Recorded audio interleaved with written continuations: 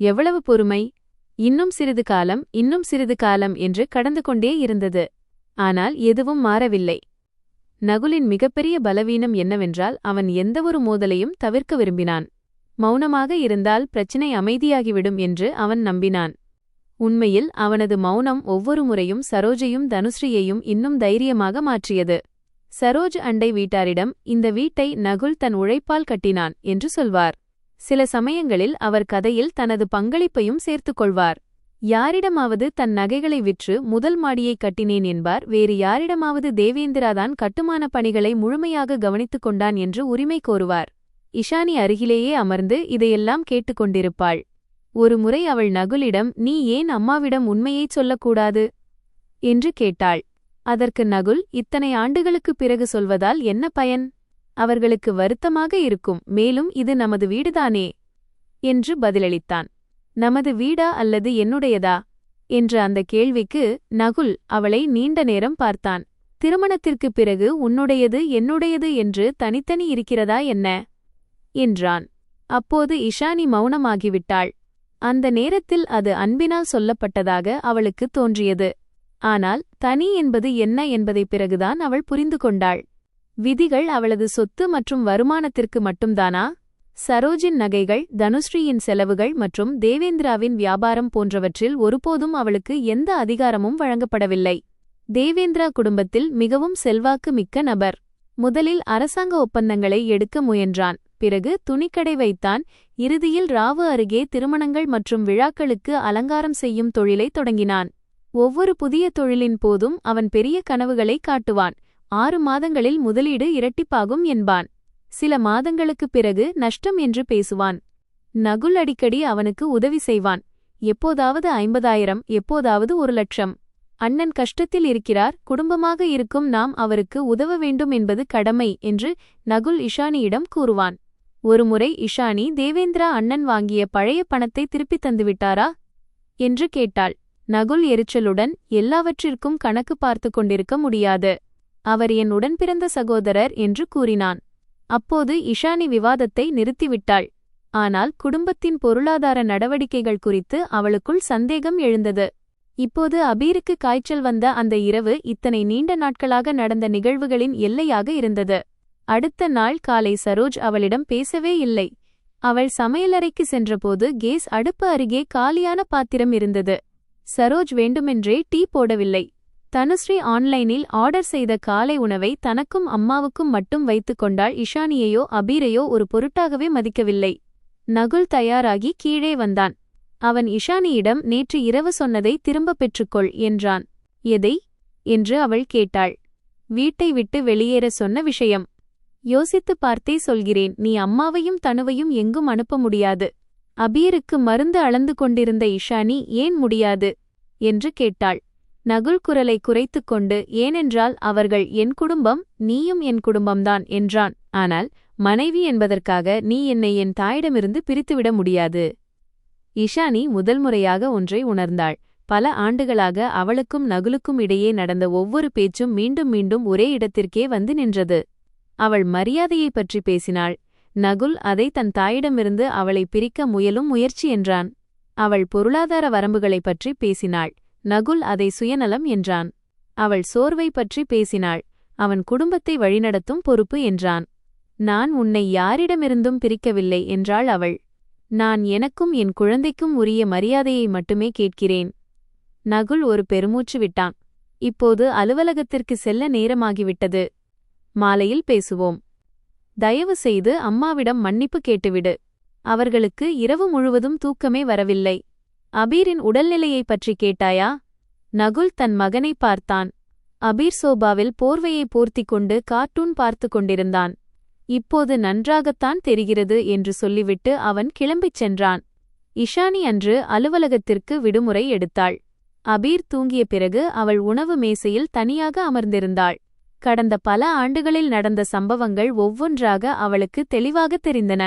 இது வேறொரு பெண்ணுக்கு நடந்திருந்தால் தான் என்ன அறிவுரை கூறியிருப்பேன் என்று அவள் முதன்முறையாக தன்னைத்தானே கேட்டுக்கொண்டாள். இன்னும் கொஞ்சம் சகித்துக்கொள் என்று சொல்லியிருப்பாளா? குழந்தைக்காக அவமானங்களை பொறுத்துக்கொள்வது அவசியம் என்று சொல்லியிருப்பாளா? கணவனின் மௌனம் குற்றமல்ல என்று சொல்லியிருப்பாளா? ஒவ்வொரு முறையும் அவளது பதில் இல்லை என்றே இருந்தது. மதிய வேளையில் தன் தனிப்பட்ட ஆவணங்களை சரிபார்க்க அவள் முடிவு செய்தாள். வீட்டின் பத்திரங்கள், பணி நிறைவுச் சான்றிதழ், சொத்து வரி ரசீதுகள் மற்றும் வங்கிக் கணக்கு விவரங்கள் என அனைத்தையும் மாடி அறையில் இருந்த இரும்பு பீரோவில் பாதுகாப்பாக வைத்திருந்தாள். அந்த பீரோவின் கடவுச்சொல் நகுலுக்குத் தெரியும். ஏனெனில் திருமணத்திற்குப் பிறகு அவனிடம் மறைப்பதற்கு எதுவும் இல்லை என்று அவள் நினைத்திருந்தாள். ஆவணங்களை அடுக்கும்போது அவளுக்கு திக்பிளமாக எதுவும் கிடைக்கவில்லை. அனைத்து அசல் ஆவணங்களும் அங்கேயே இருந்தன. ஆனாலும் அவளுக்குள் ஒருவித அமைதியின்மை இருந்தது. சொத்து தொடர்பான கோப்புகளை தனியாக பிரித்து அவற்றின் டிஜிட்டல் பிரதிகளை அலுவலகத்திலிருந்த தனது பாதுகாப்பான கணக்கில் பதிவேற்றினாள். அதன் பிறகு அவள் வங்கி செயலியை திறந்தாள். அவளது முக்கிய கணக்கு சாதாரணமாகவே இருந்தது. சம்பளம் வந்திருந்தது, பள்ளிக் கட்டணம் கழிக்கப்பட்டிருந்தது, கடந்த வாரம் மளிகைப் பொருட்களுக்கான பணம் செலுத்தப்பட்டிருந்தது. அவள் தனது நிலையான வைப்பு நிதி ஃபிக்ஸ்ட் டெபாசிட் விவரங்களை பார்த்தாள். ஒரு வைப்பு நிதி காலாவதியாகும் முன்பே எடுக்கப்பட்டிருந்தது. இஷானியின் கண்கள் விரிந்தன. சுமார் 8 மாதங்களுக்கு முன்பு 5 லட்சம் மதிப்பிலான வைப்பு நிதி முடிக்கப்பட்டிருந்தது. அந்த தொகை அவர்களது கூட்டு வங்கி கணக்கிற்கு வந்திருந்தது. அதே நாளில் 3 வெவ்வேறு பரிமாற்றங்கள் மூலம் பணம் எடுக்கப்பட்டிருந்தது. அவள் விவரங்களை விரித்து பார்த்தபோது அந்த பணம் தேவேந்திரா பன்சாலின் தொழில் நிறுவனத்தின் பெயரில் மாற்றப்பட்டிருந்தது. 8 மாதங்களுக்கு முன்பு நகுல் வங்கி முதலீட்டுத் திட்டத்தில் சில தொழில்நுட்ப மாற்றங்களை செய்துள்ளது. அதனால் சில ஆவணங்களில் கையெழுத்திட வேண்டும் என்று கூறியது அவளுக்கு நினைவுக்கு வந்தது. அப்போது அபீர் உடல்நிலை சரியில்லாமல் இருந்தான். இஷானியும் அலுவலகத்தின் ஆண்டு தணிக்கை பணிகளில் மும்முரமாக இருந்தாள். நகுல் பல தாள்களை கொண்டு வந்திருந்தான். அதில் 2 பக்கங்களை மட்டுமே இஷானி வாசித்தாள். மற்றவற்றில் நம்பிக்கை வைத்து கையெழுத்திட்டாள். அவள் நகுலுக்கு ஃபோன் செய்தாள். நீ என்னுடைய வைப்பு நிதியை ஃபிக்ஸ்டு டெபாசிட் எடுத்துவிட்டாயா? மறுமுனையில் சிறிது நேரம் மௌனம் நிலவியது. எந்த வைப்பு நிதி? அந்த 5 லட்சம் ரூபாயுடையது. ஓ, அதுவா? நான் உன்னிடம் சொல்லியிருந்தேனே. தேவேந்திரா அண்ணனுக்கு ஒரு பெரிய திருமண விழாவிற்கான ஒப்பந்தம் கிடைத்திருந்தது. முன்பணம் கட்ட வேண்டியிருந்தது. 2 மாதங்களில் பணத்தை திருப்பித் தருவதாகச் சொன்னார். பணம் வந்துவிட்டது. ஆனால் தொழிலில் சிறிய நஷ்டம் ஏற்பட்டுவிட்டது. கூடிய விரைவில் வந்துவிடும். ஏன் என்னிடம் தெளிவான அனுமதி கேட்கவில்லை? நீதான் அந்த தாள்களில் கையெழுத்திட்டாயே. நீ முதலீட்டுத் திட்டத்திற்கான காகிதங்கள் என்றுதானே சொன்னாய்? நகுலின் குரல் மாறியது. இஷானி, நான் மீட்டிங்கில் இருக்கிறேன், வந்து பேசுகிறேன். அலுவலக நேரத்தில் இப்படி சின்ன சின்ன விஷயங்களுக்கு ஃபோன் செய்யாதே என்று சொல்லி போனை துண்டித்தான். இஷானி சிறிது நேரம் மொபைலையே பார்த்து கொண்டிருந்தாள். 2 லட்சம் 5 லட்சம் என்பது சாதாரண விஷயம் அல்ல. அதைவிட பயங்கரமான விஷயம் என்னவென்றால் நகுல் வேண்டுமென்றே அவளுக்கு அரைகுறை தகவல்களை கொடுத்து ஏமாற்றியதுதான். அவள் கூட்டு வங்கி கணக்கின் கடந்த 2 ஆண்டுகால பரிவர்த்தனைகளை பதிவிறக்கம் செய்தாள். அவளுக்கு தெரியாத பல பரிமாற்றங்கள் அதில் இருந்தன. சில சமயம் 75,000, சில சமயம் 40,000, சில சமயம் 1 லட்சம் என பெரும்பாலான பணம் தேவேந்திராவின் தொழிலுக்கோ அல்லது அவனோடு தொடர்புடையவர்களுக்கோ சென்றிருந்தது. இஷானி நிதி கட்டுப்பாட்டுத் துறையில் வேலை செய்பவள்.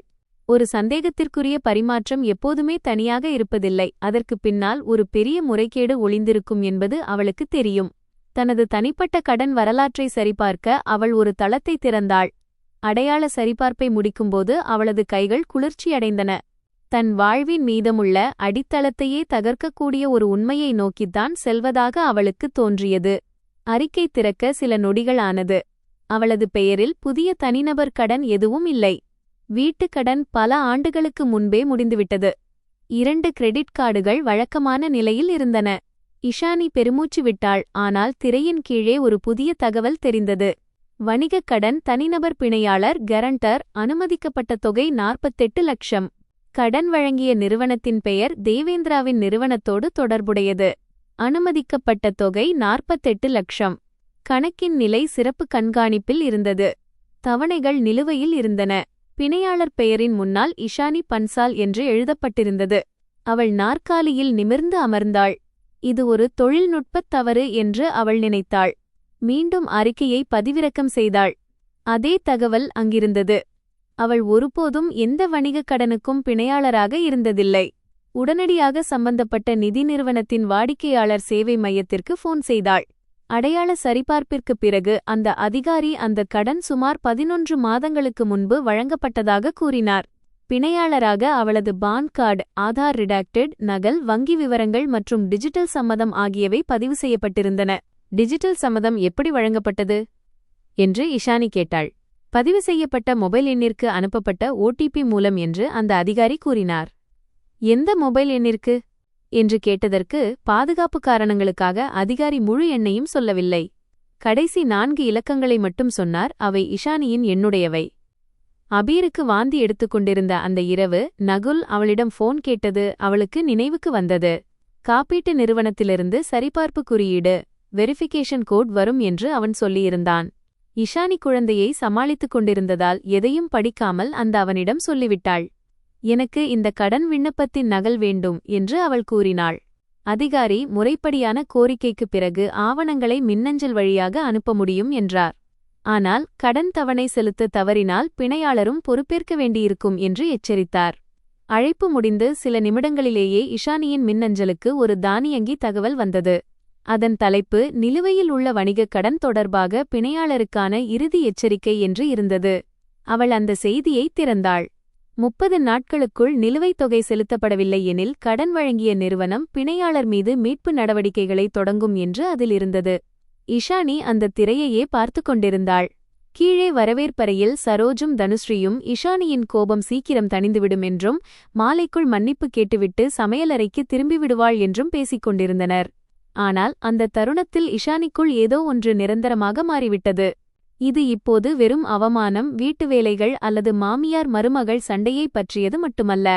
அவளது கணவனும் அவனது குடும்பமும் அவளது அடையாளம், அவளது சேமிப்பு மற்றும் அவளது எதிர்காலத்தை அவளது அனுமதியின்றி பயன்படுத்தியிருந்தார்கள். அவர்கள் அவளை ஒரு மருமகளாகவோ அல்லது மனைவியாகவோ மட்டும் பார்க்கவில்லை. தேவைப்படும்போது எங்கு வேண்டுமானாலும் பயன்படுத்தக்கூடிய ஒரு கையெழுத்து இயந்திரமாகவே அவளை கருதியிருந்தார்கள். இஷானி அந்த அறிக்கையை பிரிண்ட் எடுத்தாள், மின்னஞ்சலை பாதுகாப்பாக வைத்தாள், அனைத்து ஆவணங்களின் பிரதிகளை வெவ்வேறு இடங்களில் ஒளித்து வைத்தாள். அவளது முகத்தில் கண்ணீர் இல்லை. சுவரில் இருந்த கடிகாரத்தை பார்த்தாள். நகுல் வீடு திரும்புவதற்கு இன்னும் 4 மணி நேரம் இருந்தது. 4 மணி நேரம் கழித்து அவள் அவனிடம் விளக்கம் கேட்கப் போவதில்லை. இந்த மோசடியில் அவளது கணவனின் பங்கு எவ்வளவு ஆழமானது என்பதைத்தான் அவள் கண்டறியப் போகிறாள். காலை 7:10 மணிக்கு முன்பக்க கதவு திறந்தது. நகுல் எப்போதும் போல காலணிகளை கழற்றிவிட்டு உள்ளே வந்தான். ஆனால் வரவேற்பறையில் இஷானியைக் கண்டதும் அவனது நடை தளர்ந்தது. மேசையில் லேப்டாப் திறந்திருந்தது. அதன் அருகில் வங்கி விவரங்கள், கடன் அறிக்கை மற்றும் நிதி நிறுவனத்திலிருந்து வந்த மின்னஞ்சலின் பிரதிகள் வரிசையாக வைக்கப்பட்டிருந்தன. சோபாவில் அமர்ந்து சரோஜ் சீரியல் பார்த்து கொண்டிருக்க தனுஸ்ரீ தட்டிலிருந்த தின்பண்டங்களை சாப்பிட்டுக் கொண்டிருந்தாள். இருவரும் இஷானியை தாமதமாக பார்த்தனர். காலை நடந்த வாக்குவாதத்திற்குப் பிறகு அவள் பணிந்து போகப் போகிறாள் என்று அவர்கள் நினைத்திருக்கலாம். நகுல் தனது பையை நாற்காலியில் வைத்தான். அபீர் எப்படி இருக்கிறான்? நாள் முழுவதும் முதல் முறையாக மகனைப் பற்றி அவன் கேட்டான். காய்ச்சல் குறைவு, தூங்கிக் கொண்டிருக்கிறான் என்றாள் இஷானி. நல்லது என்று பெருமூச்சு விட்ட நகுல் பிறகு இயல்பான குரலில், அம்மாவிடம் போய் பேசு என்றான். காலையிலிருந்து அவர்கள் எதுவும் சரியாக சாப்பிடவில்லை. இஷானி தனக்கு முன்னால் இருந்த நாற்காலியை காட்டினாள். முதலில் நீ அமர். நகுலின் பார்வை மேசையின் மீது இருந்த காகிதங்களின் மீது விழுந்தது. அவன் முகத்தில் ஒரு நொடி பதற்றம் தெரிந்தது. ஆனால் அதை அவன் உடனடியாக மறைத்து கொண்டான். இது என்ன? உனக்கு தெரிய வேண்டும். இஷானி கடன் அறிக்கையை, கிரெடிட் ரிப்போர்ட் அவனிடம் நீட்டினாள்.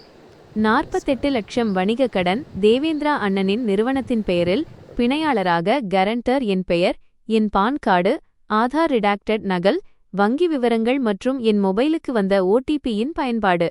நகுல் அறிக்கையை கையில் வாங்கி சில வரிகளை வாசித்தான். பிறகு அதை மேசையில் வைத்தான். நான் உன்னிடம் சொல்லவிருந்தேன். அவளுக்குள் இருந்த கடைசி நம்பிக்கையும் அந்த ஒரே வாக்கியத்தில் உடைந்து போனது. நகுல் தனக்கு ஒன்றும் தெரியாது என்று சொல்லியிருந்தால் அவள் கொஞ்ச நேரமாவது அவனை நம்பியிருக்க விரும்பியிருக்கலாம். ஆனால் அவன் அந்த முழு விஷயத்தையும் அறிந்திருந்தேன் என்று ஒப்புக்கொண்டான். எப்போது சொல்லவிருந்தாய்? தொழில் நிலைபெற்ற பிறகு சொல்லவிருந்தாயா? ஒருவேளை தொழில் நிலைபெறவில்லை என்றால்? நகுல் அமைதியாக இருந்தான். நிதி நிறுவனம் என்னிடம் பணம் வசூலிக்க வரும்போது சொல்லியிருப்பாயா? அப்போது என் கணக்குகள் முடக்கப்பட்டிருக்கும், அபீரின் படிப்புக்காக சேர்த்து வைத்த பணம் போயிருக்கும், அல்லது இந்த வீட்டின் மீது உரிமை கோரப்பட்டிருக்கும். சரோஜ் ரிமோட் மூலம் டிவியின் சத்தத்தை குறைத்தார். ஏன் இவ்வளவு பெரிய குரலில் பேசுகிறாய்? பணம் குடும்பத்தின் தேவைக்காகத்தானே செலவிடப்பட்டது. ஒன்றும் சூதாடி விளையாடவில்லையே. இஷானி அவர் பக்கம் பார்க்கவில்லை. நான் நகுலிடம் பேசிக் கொண்டிருக்கிறேன்.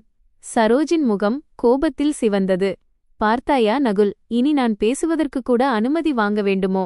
நகுல் சோர்வான குரலில், அம்மா, நீங்கள் சிறிது நேரம் அமைதியாக இருங்கள் என்றான். இதுவே முதல் முறையாக இருக்கலாம் அவன் தன் தாயை உரையாடலிலிருந்து ஒதுங்கியிருக்கச் சொன்னது. ஆனால் இது தன் பாதுகாப்பிற்காக அல்ல, சூழ்நிலையை கட்டுப்பாட்டில் வைக்கவே அவன் செய்கிறான் என்பது இஷானிக்குத் தெரியும். உண்மையைச் சொல், இஷானி கூறினாள். கடன் எப்படி வாங்கப்பட்டது? நகுல் ஒரு டம்ளர் தண்ணீர் குடித்தான். அவன் கைகள் லேசாக நடுங்கின. தேவேந்திரா அண்ணனுக்கு பெரிய ஒப்பந்தம் கிடைத்தது. ஒரு ஹோட்டல் குழுமத்தினர் திருமணம் மற்றும் பிற நிகழ்ச்சிகளை அலங்கரிக்கும் பணிக்காக ஓராண்டு கால ஒப்பந்தத்தை வழங்குவதாக கூறியிருந்தனர். அதற்கு புதிய பொருட்கள் வாங்க வேண்டியிருந்தது. பணியாளர்களுக்கு முன்பணம் கொடுக்க வேண்டியிருந்தது. வங்கிகள் அவர் பெயரில் அவ்வளவு பெரிய தொகையை தரத் தயாராக இல்லை. அதனால் நீ என் பெயரை சேர்த்தாயா? சில மாதங்களில் கடன் அடைக்கப்பட்டுவிடும் என்று நினைத்தேன். நீ என்ன நினைத்தாய் என்று நான் கேட்கவில்லை. என் பெயரை ஏன் சேர்த்தாய் என்றுதான் கேட்கிறேன். நகுல் பெருமூச்சு விட்டான். ஏனென்றால் உன்னுடைய கிரெடிட் ப்ரொஃபைல் நன்றாக இருக்கிறது. வருமானம் சீராக இருக்கிறது. வீடு உன் பெயரில் இருக்கிறது. நீ பிணையாளராக இருந்தால் கடன் உடனடியாக கிடைக்கும். இஷானி அவன் கண்களை நேராக பார்த்தாள். அது என்ன கடன்? அந்த வீட்டு கணக்கு விவரங்கள் எங்கே கொடுக்கப்பட்டன? நகுல் பதில் சொல்லவில்லை. பதில் சொல். ஆவணங்களில் சொத்து விவரங்கள் இருந்தன. ஆனால் வீடு அடமானம் வைக்கப்படவில்லை. இப்போதைக்கு வைக்கப்படவில்லை. ஆனால் பணம் செலுத்தவில்லை என்றால் அவர்கள் நீதிமன்றத்திற்குச் செல்லலாம். அப்படி நடக்காது. 2 தவணைகள் ஏற்கனவே நிலுவையில் உள்ளன. நகுல் ஆச்சரியப்படுவது போல நடித்தான். ஆனால் அவன் கண்களிலிருந்த உண்மையை இஷானி அடையாளம் கண்டு கொண்டாள். தொழிலில் தற்காலிக சிக்கல் இருக்கிறது என்பது உனக்கும் தெரிந்திருந்தது. என் போனில் வந்த நீதான் எடுத்தாய். நகுல் உதடுகளை கடித்துக் கொண்டான். அன்று இரவு அபீர் உடல்நிலை சரியில்லாமல் இருந்தான். அது காப்பீட்டு பாலிசிக்கான சரிபார்ப்பு என்றுதான் சொன்னேன். உன்னை நான் தொந்தரவு செய்ய விரும்பவில்லை. இந்த மோசடியை கவலை என்று அவன் சொல்வதை இஷானியால் நம்ப முடியவில்லை. நீ என்னிடம் பொய் சொன்னாய். ஆவணங்களை பயன்படுத்தி என் பெயரில் ஆபத்தை உருவாக்கினாய். இது என்னை தொந்தரவு செய்யாமல் இருக்கவா? வார்த்தைகளை திருப்பாதே. நான் வார்த்தைகளை திருப்பவில்லை. காகிதங்கள் கண்முன்னே இருக்கின்றன. தனுஸ்ரீ இடையில் புகுந்தாள். அண்ணன் தன் அண்ணனுக்குத்தானே உதவி செய்திருக்கிறார். நீங்கள் ஏன் எல்லாவற்றிலும் என்னுடையது உன்னுடையது என்று பிரித்துப் பார்க்கிறீர்கள்? திருமணத்திற்குப் பிறகு கணவன் மனைவியின் அனைத்தும் பொதுவானதுதானே? இஷானி அவளைப் பார்த்தாள். சரி, அப்படியானால் நாளை முதல் உன்னுடைய வங்கிக் கணக்குகள், உன்னுடைய நகைகள் மற்றும் உன் பெயரில் இருக்கும் ஒவ்வொன்றும் இந்த குடும்பத்தின் பொதுவான சொத்தாக கருதப்படும். தனுஸ்ரீயின் முகம் மாறியது. என்னிடம் என்ன இருக்கிறது?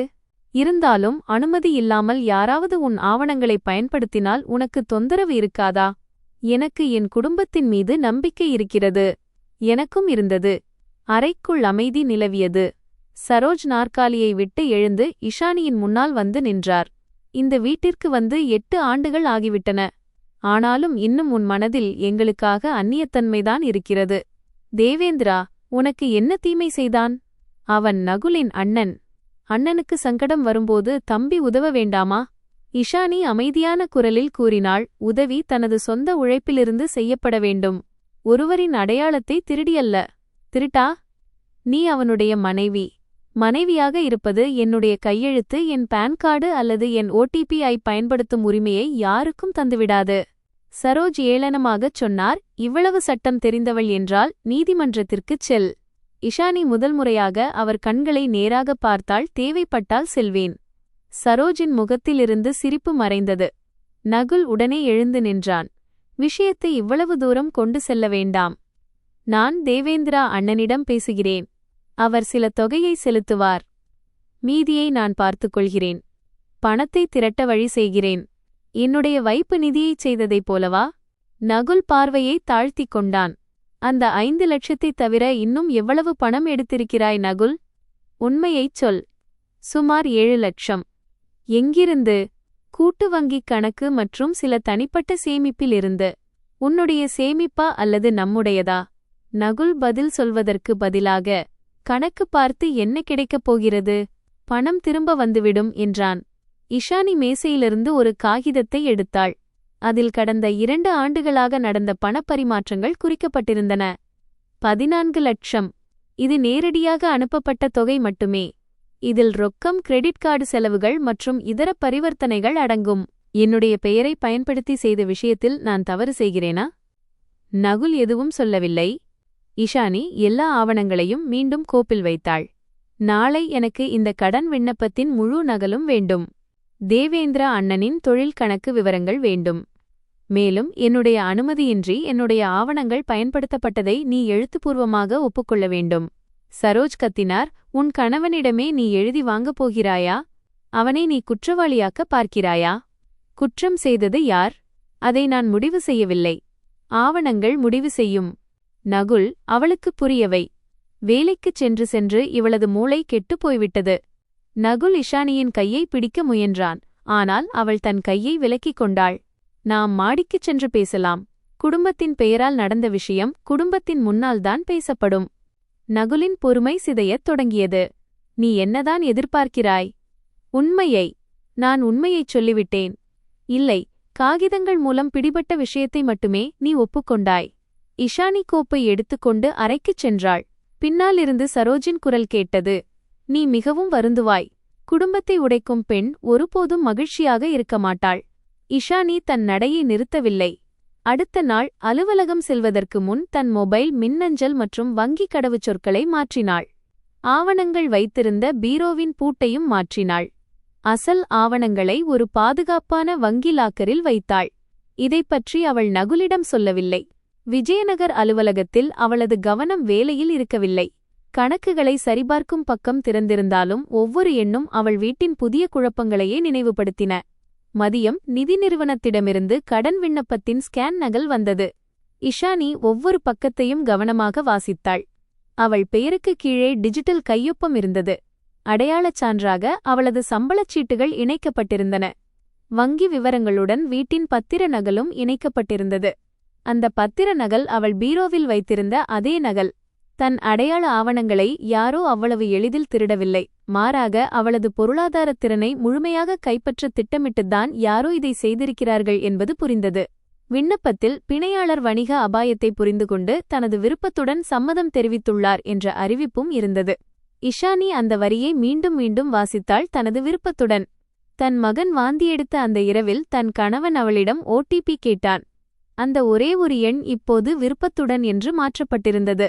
அவள் அந்த ஆவணங்களை தன் தனிப்பட்ட கிளவுட் கணக்கில் சேமித்தாள். அவற்றின் அச்சிட்ட பிரதிகளை தனியான உரையில் வைத்தாள். அலுவலகத்தில் அவளுடன் பணிபுரியும் மூத்த சக ஊழியர் கவிதா அவளது முகத்தில் இருந்த பதற்றத்தை கவனித்தார். எல்லாம் சரியாகத்தானே இருக்கிறது? இஷானி சாதாரணமாக இருக்க முயற்சி செய்தாள். வீட்டில் சில பொருளாதாரச் சிக்கல்கள். ஏதாவது உதவி வேண்டுமென்றால் சொல்.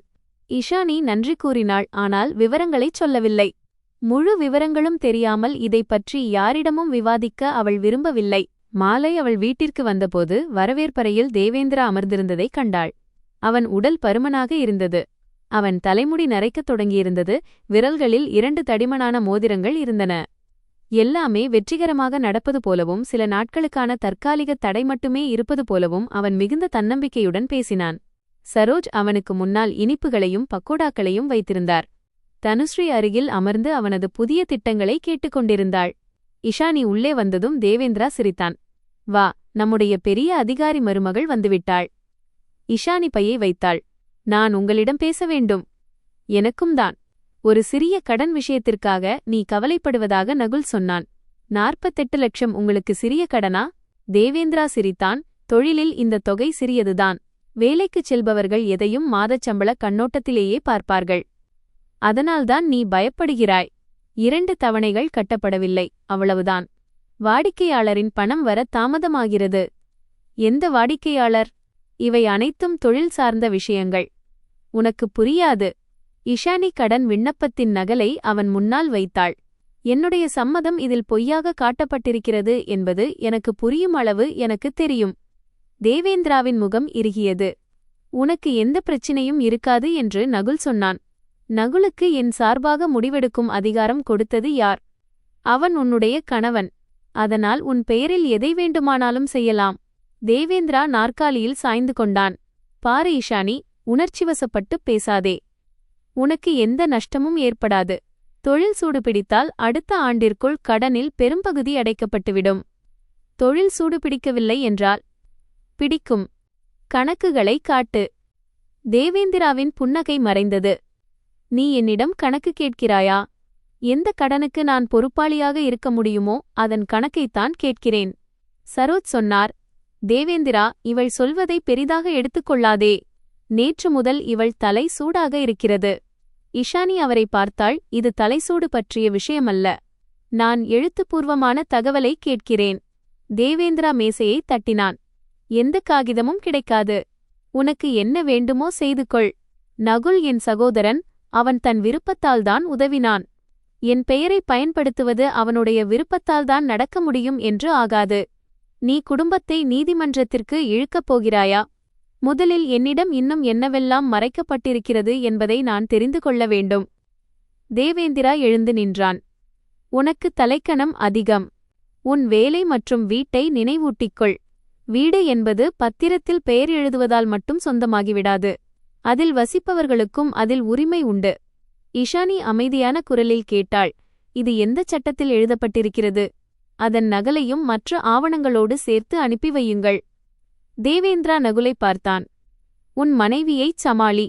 இன்று என்னிடம் கணக்கு கேட்கிறாள். நாளை அம்மாவை வீட்டிலிருந்து வெளியேற்றிவிடுவாள். அதை அவள் ஏற்கனவே சொல்லிவிட்டாள். சரோஜ் வருத்தமான முகத்தை வைத்துக்கொண்டு புலம்பினார். தேவேந்திரா சில நொடிகள் இஷானியை முறைத்து பார்த்துவிட்டு தேநீரை முடிக்காமலேயே வெளியே சென்றான். அந்த இரவு நகுல் மீண்டும் ஒரு சமாதான முயற்சியை செய்தான். நீ அண்ணனிடம் அப்படி பேசியிருக்கக்கூடாது. நான் எப்படி பேசியிருக்க வேண்டும்? என்னுடைய அனுமதியின்றி என் பெயரை பயன்படுத்திய நபரிடம் நான் எப்படி பேச வேண்டும்? அவர் உன்னை நம்பித்தான் இந்த முடிவை எடுத்தார். நீ அவர் நம்பிக்கையை உடைத்துவிட்டாய். நகுல் மௌனமானான். சிறிது நேரம் கழித்து மெல்லிய குரலில், என்னிடமிருந்து தவறு நடந்துவிட்டது. ஆனால் விஷயம் வெளியே தெரிந்தால் எல்லாம் பாழாகிவிடும். அண்ணனின் நிறுவனம் மூடப்படும். அம்மா இந்த அதிர்ச்சியை தாங்க மாட்டார்கள். தனுஷிரியின் திருமணமும் பாதிக்கப்படும்.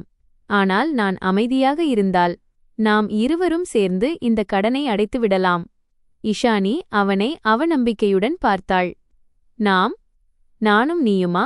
என்னிடம் கேட்கப்படாமல் எடுக்கப்பட்ட பணத்திற்கு நான் எப்படி பொறுப்பாக முடியும்? ஏனென்றால் நாம் கணவன் மனைவி.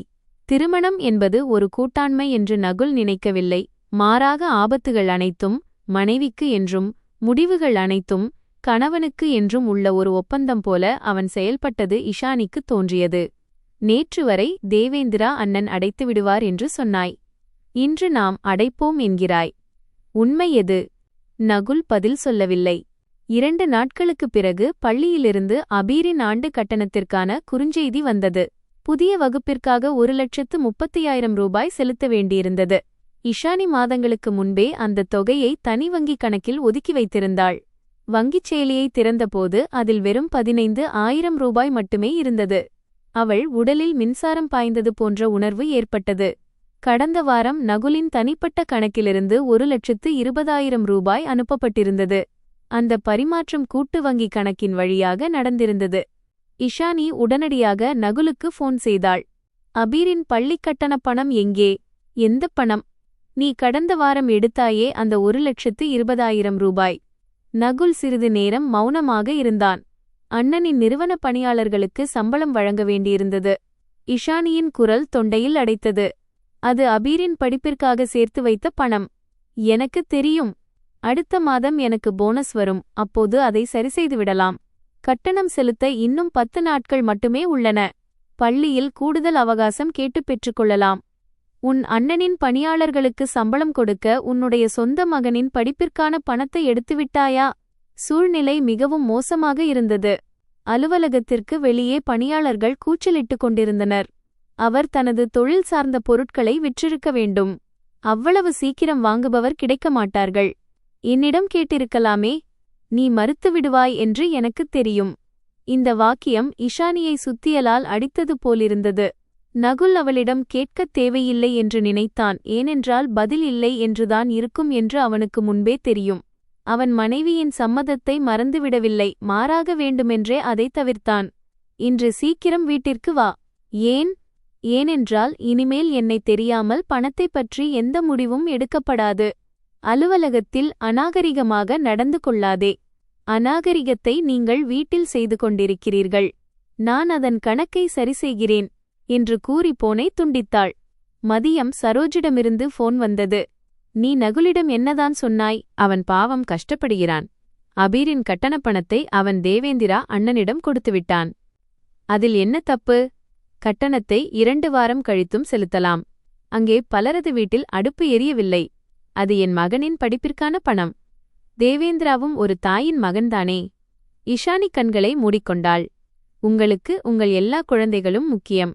என் மகன் மட்டும் ஏன் முக்கியமில்லை? சரோஜ் சில நொடிகள் அமைதியாக இருந்தார். பிறகு, நீ எப்போதும் விஷயத்தை தவறான திசையில் எடுத்துச் செல்கிறாய். அபீரின் தந்தை சம்பாதிக்கிறான், அவன் கட்டணத்தை செலுத்துவான் என்றார். அதே தந்தைதானே அந்த பணத்தை வேறொருவருக்கு கொடுத்துவிட்டார். சகோதரனுக்கு உதவுவது தவறல்ல. சொந்த மகனின் உரிமையை பறித்துவிட்டு சகோதரனுக்கு உதவுவது தவறு. சரோஜ் கோபத்தில் போனை துண்டித்தார். அன்று மாலை இஷானி வீட்டிற்கு வந்தபோது சரோஜ் தன் அறையில் இல்லை. அவர் கடைக்குச் சென்றிருப்பதாக தனுஸ்ரீ சொன்னாள். சுமார் 1 மணி நேரம் கழித்து சரோஜ் திரும்பினார். அவர் கையில் மருந்துகள் இருந்தன, ஆனால் அவரது முகம் வழக்கத்தை விட மகிழ்ச்சியாக தெரிந்தது. இஷானி அப்போது அதை கவனிக்கவில்லை.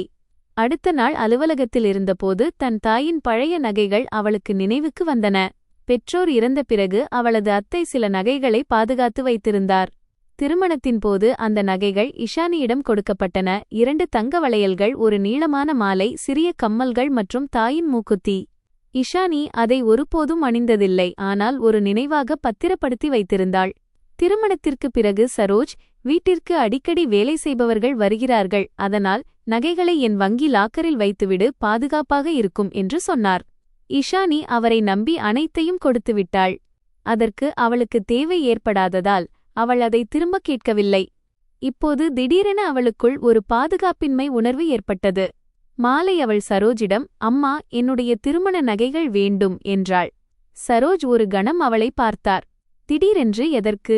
வங்கி லாக்கரில் என் ஆவணங்களை வைத்திருக்கிறேன். நகைகளையும் அங்கேயே வைக்க விரும்புகிறேன். அவை என் லாக்கரில் பாதுகாப்பாகத்தான் இருக்கின்றன. இருந்தாலும் என் பெயரில் இருக்கும் லாக்கரிலேயே வைக்க விரும்புகிறேன். சரோஜ் முகத்தில் அதிருப்தியை வெளிப்படுத்தினார். உனக்கு என் மீதும் நம்பிக்கை இல்லையா? இஷானி அமைதியான குரலில், அவை என்னுடைய நகைகள், எனக்கு திரும்ப வேண்டும் என்றாள். இப்போது வங்கி மூடியிருக்கும், அப்புறம் பார்க்கலாம். நாளை போகலாம்.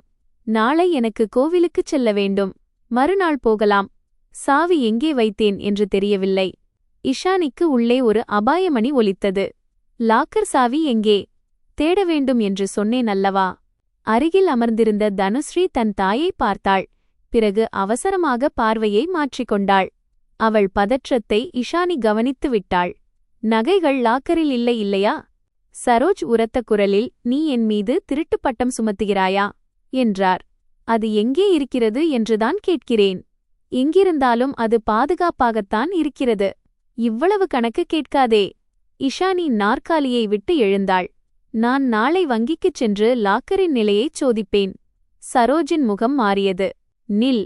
இஷானி அங்கேயே நின்றாள். சரோஜ் உதடுகளை நக்கினார். வார்த்தைகளை தேடுவது போலிருந்தது. சில நகைகள் தற்காலிகமாக அடமானம் வைக்கப்பட்டுள்ளன. அரை சுழல்வது போல இருந்தது. யார் வைத்தது? நான். தேவேந்திராவுக்கு ஏன் பணம் தேவைப்பட்டது? எத்தனை நகைகள்? 2 வளையல்கள் மற்றும் ஒரு மாலை. மற்றவை? சரோஜ் பதில் சொல்லவில்லை. மீதி எங்கே? அவையும் அவனிடம்தான் உள்ளன. இஷானியின் கண்களுக்கு முன்னால் அவளது தாயின் முகம் தெரிந்தது. திருமணத்திற்கு முன் அவளது அத்தை வளையல்களை அவள் கையில் மாட்டிவிடும்போது, இவை உன்னுடைய அம்மா உனக்காகச் செய்தது என்று சொல்லியிருந்தார்.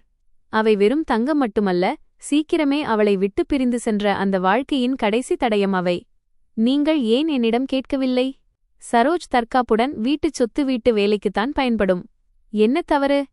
பணம் வந்தவுடன் மீட்டுவிடலாம். அது வீட்டுச் சொத்து அல்ல, என்னுடைய நகைகள். மருமகளின் நகைகள் மாமியார் வீட்டிற்குத்தானே சொந்தம். இல்லை, அது என்னுடைய ஸ்திரீதனம்.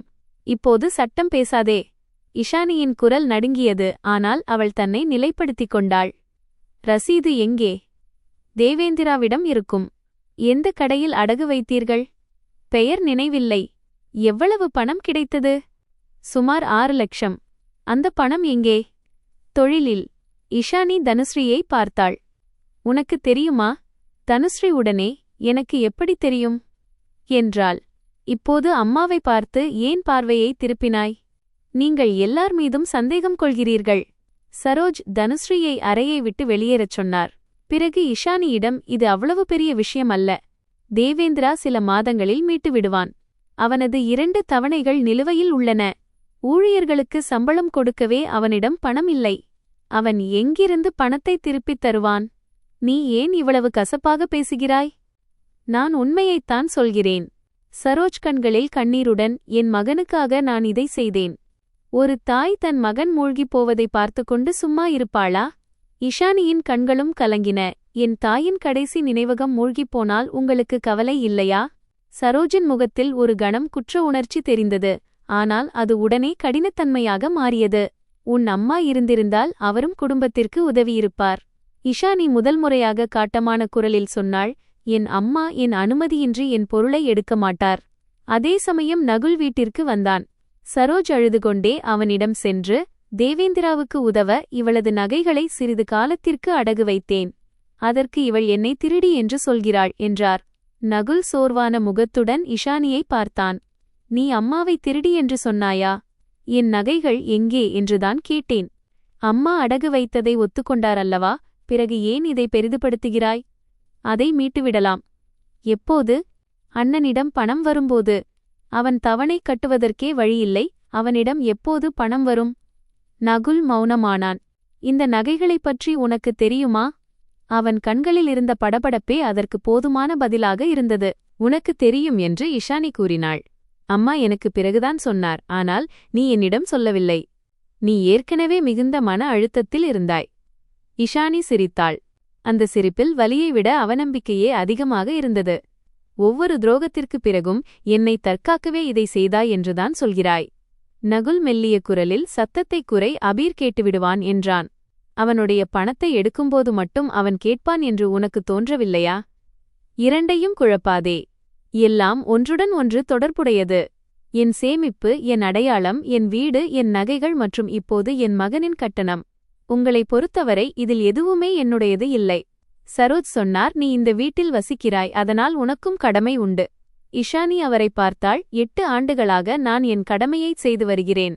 என் உரிமை என்ன என்று யாராவது கேட்டதுண்டா? அன்று இரவு இஷானி தனியாக தூங்கப் போவதாக கூறினாள். நகுல் முதலில் எதிர்ப்பு தெரிவித்தான். பிறகு கோபத்துடன் தலையணையை எடுத்துக்கொண்டு மேல் அறைக்குச் சென்றான். மறுநாள் காலை இஷானி வங்கிக்குச் சென்றாள். சரோஜின் லாக்கரில் நகை இல்லை. லாக்கர் கடந்த 8 மாதங்களில் 3 முறை திறக்கப்பட்டதற்கான வங்கி பதிவுகள் இருந்தன. இஷானி கூட்டுதாரராக இல்லாததால் உள்ளே இருந்த பொருட்கள் பற்றி அவளுக்கு தெரியாது. ஆனால் சரோஜ் சொல்வதை நம்புவதற்கு இப்போது எந்த காரணமும் இல்லை. தேவேந்திராவுக்கு 24 மணி நேரத்திற்குள் அடகு ரசீது மற்றும் கடையின் விவரங்களை அனுப்புமாறு செய்தி அனுப்பினாள்.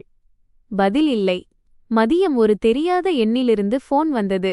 நீங்கள் இஷானி பன்சால் பேசுகிறீர்களா? Silver Line Gold Finance, Malwa mill கிளையிலிருந்து பேசுகிறேன். சரோஜ் பன்சால் அடகு வைத்த நகைகளுக்கான தவணை பல மாதங்களாக நிலுவையில் உள்ளது. உங்கள் எண் மாற்று தொடர்பு எண்ணாக ஆல்டர்னேட் கான்டாக்ட் பதிவு செய்யப்பட்டுள்ளது. இஷானியின் கைகள் நடுங்கின. கடன் தொகை எவ்வளவு? 8600. நகைகளின் விவரங்களை அனுப்ப முடியுமா? அந்த அதிகாரி சரிபார்ப்பிற்குப் பிறகு அனுப்புவதாக கூறினார். சில நிமிடங்களில் பட்டியல் கிடைத்தது. 2 வளையல்கள், ஒரு மாலை, கம்மல்கள், மூக்குத்தி மற்றும் 2 தங்க நாணயங்கள். சரோஜ் சில நகைகளை மட்டும் அடகு வைக்கவில்லை.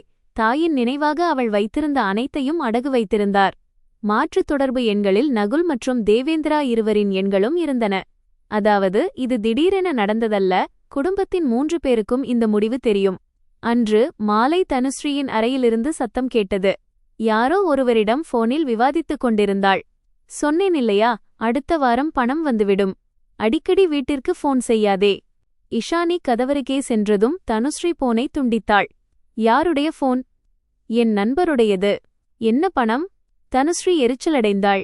நீங்கள் என் விஷயத்தில் உளவாளி போலச் செயல்படுகிறீர்கள். வீட்டில் இவ்வளவு மறைமுகமான கடன்கள் வெளிவரும்போது கேட்பது அவசியமாகிறது. அது என்னுடைய சொந்த விஷயம். எங்காவது என் பெயரை பயன்படுத்தியிருக்கிறாயா? தனுஸ்ரீயின் முக நிறம் மாறியது. இஷானி கதவை மூடிவிட்டு அவளுக்கு முன்னால் நின்றாள். உண்மையைச் சொல். ஒன்றுமில்லை. நான் நாளை என்னுடைய கிரெடிட் ரிப்போர்ட், ஆவணங்களின் பயன்பாடு மற்றும் அனைத்து நிதி பரிமாற்றங்களையும் சரிபார்க்கப் போகிறேன். என் பெயரை பயன்படுத்தியது தெரிந்தால் நான் நேரடியாக புகார் அளிப்பேன். தனுஸ்ரீயின் கண்களில் பயம் தெரிந்தது. நீ ஒரு சின்ன விஷயத்திற்காக போலீஸ் மிரட்டல் விடுகிறாயா? எவ்வளவு பணம் எடுத்தாய்? வெறும் 2 லட்சம். யாருடைய பெயரில்? தனுஸ்ரீ மெதுவாக கூறினாள். நான் உன்னுடன் சேர்ந்து ஆன்லைனில் துணிக்கடை ஆரம்பிப்பதாக அவர்களிடம் சொன்னேன். அதனால் அவர்கள் நம்பிக் கொடுத்தார்கள். இஷானியின் காலடியில் இருந்த தரை நழுவுவது போலிருந்தது. என் பெயரை நீ பயன்படுத்தினாயா? நான் பணத்தை திருப்பித் தரவிருந்தேன். தொழில் எங்கே? ஆரம்பிக்க முடியவில்லை. பணம் எங்கே போனது? தனுஸ்ரீ பதில் சொல்லவில்லை. பணம் எங்கே? கொஞ்சம் பயணத்திற்கு, கொஞ்சம் ஆடைகளுக்கு, மீதியை அம்மாவிடம் கொடுத்துவிட்டேன். சரோஜ் அறைக்குள் நுழைந்தார். மறுபடியும் அவளை மிரட்டுகிறாயா? இஷானி தனுஸ்ரீயை காட்டினாள். இவள் என் பெயரில் 2 லட்சம் வாங்கியிருக்கிறாள். சரோஜ் தோள்களை குலுக்கினார். திருப்பித் தந்துவிடுவார்கள். யார் தருவார்கள்? நகுல்தானே.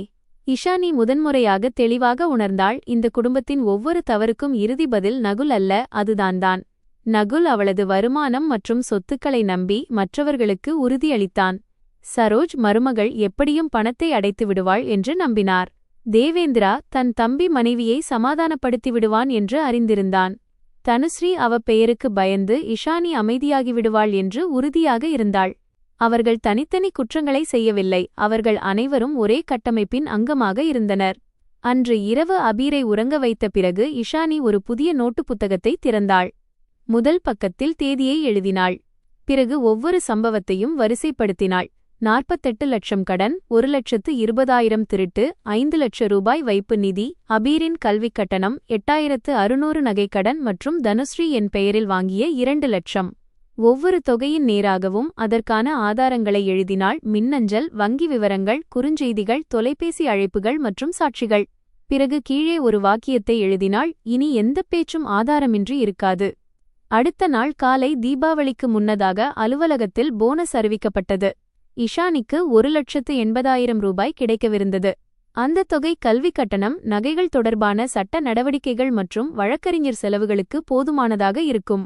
மாலை வீட்டிற்கு வந்தபோது சரோஜ் வழக்கத்திற்கு மாறாக இனிமையாக கேட்டார். இந்த முறை போனஸ் எவ்வளவு வந்திருக்கிறது? இஷானி பையை இறக்கி வைத்துவிட்டு, இன்னும் கணக்கில் வரவில்லை என்றாள். தேவேந்திராவுக்கு அடுத்த வாரம் பணம் கொடுக்க வேண்டும்.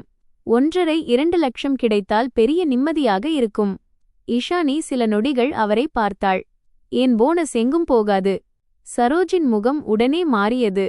குடும்பம் நெருக்கடியில் இருக்கிறது. நீ பணத்தை சேர்த்து வைக்க பார்க்கிறாயா? என் மகனும் ஒரு குடும்பத்தில்தான் இருக்கிறான். முதலில் அவனது கல்விக் கட்டணத்தை செலுத்த வேண்டும். நகுல் சொன்னான். கட்டணத்தை நான் சரிசெய்து கொள்கிறேன். போனஸை அண்ணனுக்கு கொடுத்துவிடு. வெறும் 2 மாதங்கள் மட்டும்தான். இஷானி அமைதியான குரலில் கேட்டாள். இதுவரை நீ எதை செய்ய பொய் சொன்னாயோ அதையே மீண்டும் செய்யச் சொல்கிறாயா? இப்போது நான் கேட்கிறேன். என் பதில் இல்லை. சரோஜ் கோபத்தில் பூஜை தட்டை மேசையின் மீது வைத்தார். இவ்வளவு சுயநலமான பெண்ணை நான் என் வாழ்க்கையில் பார்த்ததே இல்லை. தீபாவளி நேரத்தில் வீட்டிலுள்ள மகன் நெருக்கடியில் இருக்கிறான். ஆனால் மருமகள் பணத்தை பிடித்துக்கொண்டு அமர்ந்திருக்கிறாள். இஷானி கூறினாள். தீபாவளியன்று பொய்களால் வீட்டை அலங்கரிக்க முடியாது. நகுல் அவளை தனி அறைக்கு அழைத்துச் சென்று, நீ ஏன் இதை புரிந்து கொள்ளவில்லை? அண்ணனின் கடன் அடைக்கப்படவில்லை என்றால் அவர்கள் அனைவர் முன்னிலையிலும் அவமானப்படுத்துவார்கள். அவர் தொழிலை மூட வேண்டியிருக்கும். அம்மா இறந்து விடுவார். இதைக் கேட்ட இஷானி, ஒவ்வொரு முறையும் அம்மாவின் உடல்நிலையைக் காட்டி உன்னுடைய தவறான முடிவுகளுக்கு என்னை பலிகடா ஆக்க முடியாது என்றாள். நீ குடும்பத்தை உடைக்கிறாய். இல்லை, என் பணத்தைக் கொண்டு இந்த குடும்பத்தை ஒன்றாக வைத்திருக்க நான் மறுக்கிறேன். நகுலின் முகம் இறுகியது. சரி, நாளை முதல் வீட்டுச் செலவுகளை சரிபாதியாக பிரித்துக் கொள்ளலாம். இஷானி எந்த தயக்கமும் இன்றி ஒப்புக்கொண்டாள். அவள் பயப்படுவாள் என்று அவன் எதிர்பார்த்தான். ஆனால் கடந்த 8 ஆண்டுகளாக மளிகை, கட்டணங்கள், மருந்துகள், மின்சாரம், பழுதுபார்ப்பு என அனைத்து வீட்டுச் செலவுகளையும் அவளே கவனித்து வந்தாள். கணக்கு போட்டு பார்த்தால் பாதிப்பங்கு என்றால் என்ன என்பதையும், அம்மா மற்றும் தனுஸ்ரீயின் செலவுகள் என்ன என்பதையும் நகுல் அப்போதுதான் புரிந்துகொள்வான். அவர்கள் உன்னுடைய பொறுப்பு. இனி நான் எனக்கும் அபீருக்குமான செலவை மட்டுமே கவனிப்பேன். நகுலால் பதில் சொல்ல முடியவில்லை. அன்று இரவு இஷானியின் மின்னஞ்சலுக்கு கடன் வழங்கிய நிறுவனத்திடமிருந்து ஒரு செய்தி வந்தது. நிலுவைத் தொகை குறித்த காலத்தில் செலுத்தப்படாததால் தனிநபர் பிணையாளருக்கு கேரண்டர் முறையான சட்ட அறிவிப்பு லீகல் நோட்டீஸ் அனுப்பப்படவிருக்கிறது. அந்த செய்தியுடன் புதிய ஆவணம் இணைக்கப்பட்டிருந்தது. அது பிணையாளர் ஒப்பந்தத்தின் விரிவான நகல். இஷானி அதைத் திறந்தாள். கடைசி பக்கத்தில் அவளது டிஜிட்டல் கையொப்பத்திற்கு கீழே 2 சாட்சிகளின் பெயர்கள் இருந்தன. முதல் பெயர் நகுல் பன்சால், இரண்டாவது பெயர் சரோஜ் பன்சால். இப்போது இது நகுல் மற்றும் தேவேந்திராவின் துரோகம் மட்டுமல்ல, சரோஜும் ஆரம்பத்திலிருந்தே அனைத்தையும் அறிந்திருக்கிறார் என்பது தெளிவாக தெரிந்தது. இஷானி அந்த ஆவணத்தை பிரிண்ட் எடுத்து தன் நோட்டு புத்தகத்தில் இணைத்தாள். நீண்ட நேரம் அந்த கையொப்பத்தையே பார்த்து கொண்டிருந்தாள். பிறகு தன் மொபைலை எடுத்து கல்லூரியின் பழைய தோழி பரா குரேஷியின் எண்ணை திறந்தாள். பரா இப்போது பலாசியாவில் குடும்ப மற்றும் நிதி விவகாரங்களுக்கான வழக்கறிஞராக இருந்தாள். இஷானி பல ஆண்டுகளாக அவளிடம் பண்டிகை நாட்களில் மட்டும் சம்பிரதாயமாக பேசியிருந்தாள். இன்று முதல் முறையாக அவளை நேரடியாக அழைத்தாள். பரா, எனக்கு உன் உதவி தேவை. மறுமுனையில் தீவிரமான குரல் கேட்டது. என்ன நடந்தது? இஷானி ஜன்னல் வழியாக கீழே வரவேற்பறையில் அமர்ந்திருந்த குடும்பத்தை பார்த்தாள். சரோஜ் பூஜைக்கு தயாராகிக் கொண்டிருந்தார். தனுஸ்ரீ புதிய ஆடைகளின் படங்களை பார்த்து கொண்டிருந்தாள். அவள் மீண்டும் அமைதியாகி விடுவாள் என்று அவர்கள் அனைவரும் நினைத்து கொண்டிருந்தனர். இஷானி கூறினாள், என் கணவரும் அவரது குடும்பத்தினரும் என் அனுமதியின்றி என் பெயர் மற்றும் ஆவணங்களை பயன்படுத்தி கடன் வாங்கியுள்ளனர். என் நகைகளை அடகு வைத்துள்ளனர். என் மகனின் பள்ளிக்கட்டண பணத்தையும் எடுத்துவிட்டனர். பரா சில நொடிகள் அமைதியாக இருந்தாள். உன்னிடம் ஆதாரங்கள் இருக்கிறதா? இஷானி தன் நோட்டு புத்தகத்தின் மீது கை வைத்தாள். இப்போது இருக்கிறது. அப்படியானால் நாளை காலை என் அலுவலகத்திற்கு வா. இன்று இரவு என்னிடம் பேசினாய் என்பதை யாரிடமும் சொல்லாதே. இஷானி போனை துண்டித்தாள். கீழே சரோஜின் குரல் கேட்டது. இஷானி, நாளை பலகாரம் வாங்கச் செல்ல வேண்டும். சீக்கிரம் எழுந்துவிடு. இஷானி பதில் சொல்லவில்லை. அவள் தன் கோப்பை மூடிக்கொண்டிருந்தாள். ஆனால் உண்மையில் அந்த நொடியில்தான் அவளது திருமணம், வீடு மற்றும் எதிர்காலம் குறித்த உண்மைகளின் கோப்பு முதல் முறையாக திறக்கப்பட்டது. மறுநாள் காலை அபீரை பள்ளியில் விட்டுவிட்டு இஷானி நேரடியாக பலாசியா சென்றாள். பரா குரேஷியின் அலுவலகம் ஒரு பழைய வணிக கட்டிடத்தின் 3வது மாடியில் இருந்தது. அதன் கண்ணாடி கதவில் சிறிய எழுத்துக்களில் குடும்பத் தகராறு, சொத்து, நிதி மோசடி மற்றும் மகளிர் உரிமைகள் என்று எழுதியிருந்தது. பரா கல்லூரி நாட்களில் இருந்தது போலவே கூர்மையான பார்வை கொண்டவளாக இருந்தாள். இப்போது அவள் முகத்தில் அனுபவத்தின் முதிர்ச்சி கூடியிருந்தது. அவள் இஷானியை கட்டியணைக்கவோ அல்லது சம்பிரதாயமாக அனுதாபம் தெரிவிக்கவோ இல்லை. தண்ணீரை அவள் முன்னால் வைத்துவிட்டு, இருப்பதை கிரமமாகச் சொல். எதையும் சிறிய விஷயம் என்று விட்டுவிடாதே என்று நேரடியாக கேட்டாள். இஷானி தனது நோட்டு புத்தகம், வங்கி விவரங்கள், கடன் விண்ணப்பம், பிணையாளர் ஒப்பந்தம், அடகு வைக்கப்பட்ட நகைகள் குறித்த தகவல் மற்றும் தனுஸ்ரீ தொடர்பான விவரங்கள் அனைத்தையும் மேசையில் வைத்தாள். பரா சுமார் 40 நிமிடங்கள் இடையில் குறுக்கிடாமல் அனைத்தையும் கேட்டாள். அவள் ஆவணங்களில் தேதிகளை கவனித்தாள். கையொப்பங்களுக்கு கீழே அடையாளமிட்டாள். இஷானி பேசி முடித்ததும் அவள் முதலில் கேட்ட கேள்வி, வீடு உன் பெயரில் மட்டுமே இருக்கிறது என்பது உன் கணவனுக்கு தெரியுமா? ஆரம்பத்திலிருந்தே தெரியாது. மாமியாரும் தம்பியும் வருத்தப்படுவார்கள் என்று நகுல் என்னிடம் சொன்னான். கடன் விண்ணப்பத்தில் சொத்து விவரங்களை யார் கொடுத்தது? எனக்கு தெரியாது. ஆனால் பத்திரத்தின் நகல் என் பீரோவில் இருந்தது. அந்த பீரோவின் கடவுச்சொல் நகுலுக்குத் தெரியும். பரா பெருமூச்சு விட்டாள். முதலில் நீ இதை புரிந்து கொள்ள வேண்டும். உணர்வுபூர்வமான துரோகமும் சட்டரீதியான மோசடியும் வேறுவேறானவை. உனக்கு இரண்டுமே நடந்திருக்கிறது. கணவன் பொய் சொன்னது வைவாகிக்க திருமண நம்பிக்கையை மீறிய செயல். ஆனால் உன்னுடைய ஆவணங்கள், ஓடிபி மற்றும் சொத்து விவரங்கள் உன் உண்மையான சம்மதமின்றி பயன்படுத்தப்பட்டிருப்பது சட்டப்படி நிதி மோசடி, ஃபைனான்ஷியல் ஃப்ராட் ஆகும். இதற்கு நான் பொறுப்பாளியாக கருதப்படுவேனா? கடன் வழங்கிய நிறுவனம் டிஜிட்டல் சம்மதம் பதிவாகியிருக்கிறது என்றுதான் முதலில் சொல்லும். எனவே உன்னுடைய சம்மதம் மோசடியாக பெறப்பட்டது என்று நாம் உடனடியாக எழுத்துப்பூர்வமான ஆட்சேபனையை பதிவு செய்ய வேண்டும். நீ ஓடிபி கொடுத்தாய், ஆனால் எந்த நோக்கத்திற்காக கொடுத்தாய் என்பது மறைக்கப்பட்டது. இதை நிரூபிக்க சூழ்நிலைச் சான்றுகள், குறுஞ்செய்திகள், அழைப்பு பதிவுகள், ஆவணங்கள் மற்றும் மற்றவர்களின் பங்கு ஆகியவை மிக முக்கியம். இஷானி கேட்டாள், கடன் வழங்கியவர்கள் என் வீட்டை கைப்பற்ற முடியுமா? நேரடியாக முடியாது, ஏனெனில் உள்ள ஆவணங்களில் வீடு அடமானமாக இல்லை. ஆனால் நீ பிணையாளராக கருதப்பட்டு கடன் அடைக்கப்படாவிட்டால் மீட்பு நடவடிக்கைகள் தொடங்கப்படலாம். நீதிமன்றம் அல்லது தீர்ப்பாயத்தின் உத்தரவிற்குப் பிறகு சொத்தின் மீது உரிமை கோர முயற்சிப்பது சாத்தியம். நாம் அதற்கெல்லாம் முன்னதாகவே பதிவுகளில் நம்முடைய எதிர்ப்பை பதிவு செய்ய வேண்டும். பரா ஒரு காகிதத்தை இழுத்து 5 புள்ளிகளை எழுதினாள். இன்றே நீ நிதி நிறுவனத்திற்கு சட்டப்பூர்வ ஆட்சேபணையை அனுப்ப வேண்டும். 2. காவல்துறையில் விரிவான புகார் அளிப்பதா அல்லது முதலில் சட்ட நோட்டீஸ் அனுப்புவதா என்பதை ஆவணங்களை பார்த்த பிறகு முடிவு செய்வோம். 3. உன்னுடைய பான் கார்டு மற்றும் ஆதார் ரிடாக்டட் பயன்பாட்டை நீ கண்காணிக்க வேண்டும். 4. நகைகளின் அடகு ரசீது மற்றும் மதிப்பீட்டு அறிக்கையை கேட்க வேண்டும். 5. வீட்டிற்குள் நடக்கும் ஒவ்வொரு முக்கியமான உரையாடலையும் ஆவணப்படுத்து. ஆனால் இதையெல்லாம் செய்யும்போது எந்தவொரு சட்டவிரோதமான வழியையும் பயன்படுத்தக்கூடாது. இஷானி மெல்லிய குரலில் கேட்டாள். நான் புகார் அளித்தால் நகுலும் சிக்கிக் கொள்வானே? ஆம். பதில் மிகவும் நேரடியாக இருந்தது. இஷானியின் விரல்கள் ஒன்றோடொன்று பிணைந்தன. பரா அவளை பார்த்தாள். நீ இங்கே உன் கணவனை காப்பாற்ற வந்திருக்கிறாயா அல்லது உன்னையும் உன் குழந்தையையும் காப்பாற்ற வந்திருக்கிறாயா? இந்த கேள்வி கடுமையாக இருந்தது, ஆனால் அவசியமானது. நான் அபீரை அவனது தந்தையிடமிருந்து பிரிக்க விரும்பவில்லை. ஒருவரை தந்தையிடமிருந்து பிரிப்பதும் அவருடைய தவறான செயல்களுக்கு பொறுப்பை நிர்ணயிப்பதும் வேறு விஷயங்கள். தன் சகோதரனை காப்பாற்ற அவர் உன்னுடைய பெயரை பயன்படுத்தலாம் என்றால் அடுத்த முறை அவர் என்ன செய்வார்? உன் மகனின் கல்வி நிதி, வீடு அல்லது ஏதாவது புதிய கடனா? இஷானி பதில் சொல்லவில்லை. பராமேசையில் இருந்த பிணையாளர் ஒப்பந்தத்தை சுட்டிக்காட்டினாள். இதில் 2 சாட்சிகள் இருக்கிறார்கள், நகுல் மற்றும் சரோஜ். இது மிகவும் முக்கியமானது. குறைந்தபட்சம் உன் மாமியாருக்கு இந்த பரிவர்த்தனை பற்றி தெரியும் என்பது நிரூபணமாகும். ஆவணங்களை எந்த ஏஜென்ட் தயாரித்தார், KYC எங்கே நடந்தது, எந்த கருவியிலிருந்து டிஜிட்டல் உறுதிப்படுத்தல் செய்யப்பட்டது என்பதையும் நாம் கண்டறிய வேண்டும். நிதி நிறுவனம் தகவல்களை தருமா? சுயமாக முழுமையாகத் தராது. ஆனால் முறையான தகராறு பதிவு செய்த பிறகு அவர்கள் பதிவுகளை பாதுகாக்க வேண்டும். எந்தவொரு அசல் டிஜிட்டல் பதிவும் அழிக்கப்படக்கூடாது என்று நாம் எழுதுவோம். பரா இஷானிக்காக ஒரு எழுத்துப்பூர்வமான ஆட்சேபனையை தயார் செய்தாள். அதில் அவள் எந்தவொரு வணிகக் கடனுக்கும் தானாக முன்வந்து பிணையாளராக இருக்கவில்லை என்பதும், அவளது அடையாளம் மற்றும் OTP ஆகியவை தவறான தகவல்களை கூறி பயன்படுத்தப்பட்டன என்பதும், அந்த பரிவர்த்தனையை அவள் சர்ச்சைக்குரியதாக கருதுகிறாள் என்பதும் தெளிவாக இருந்தது.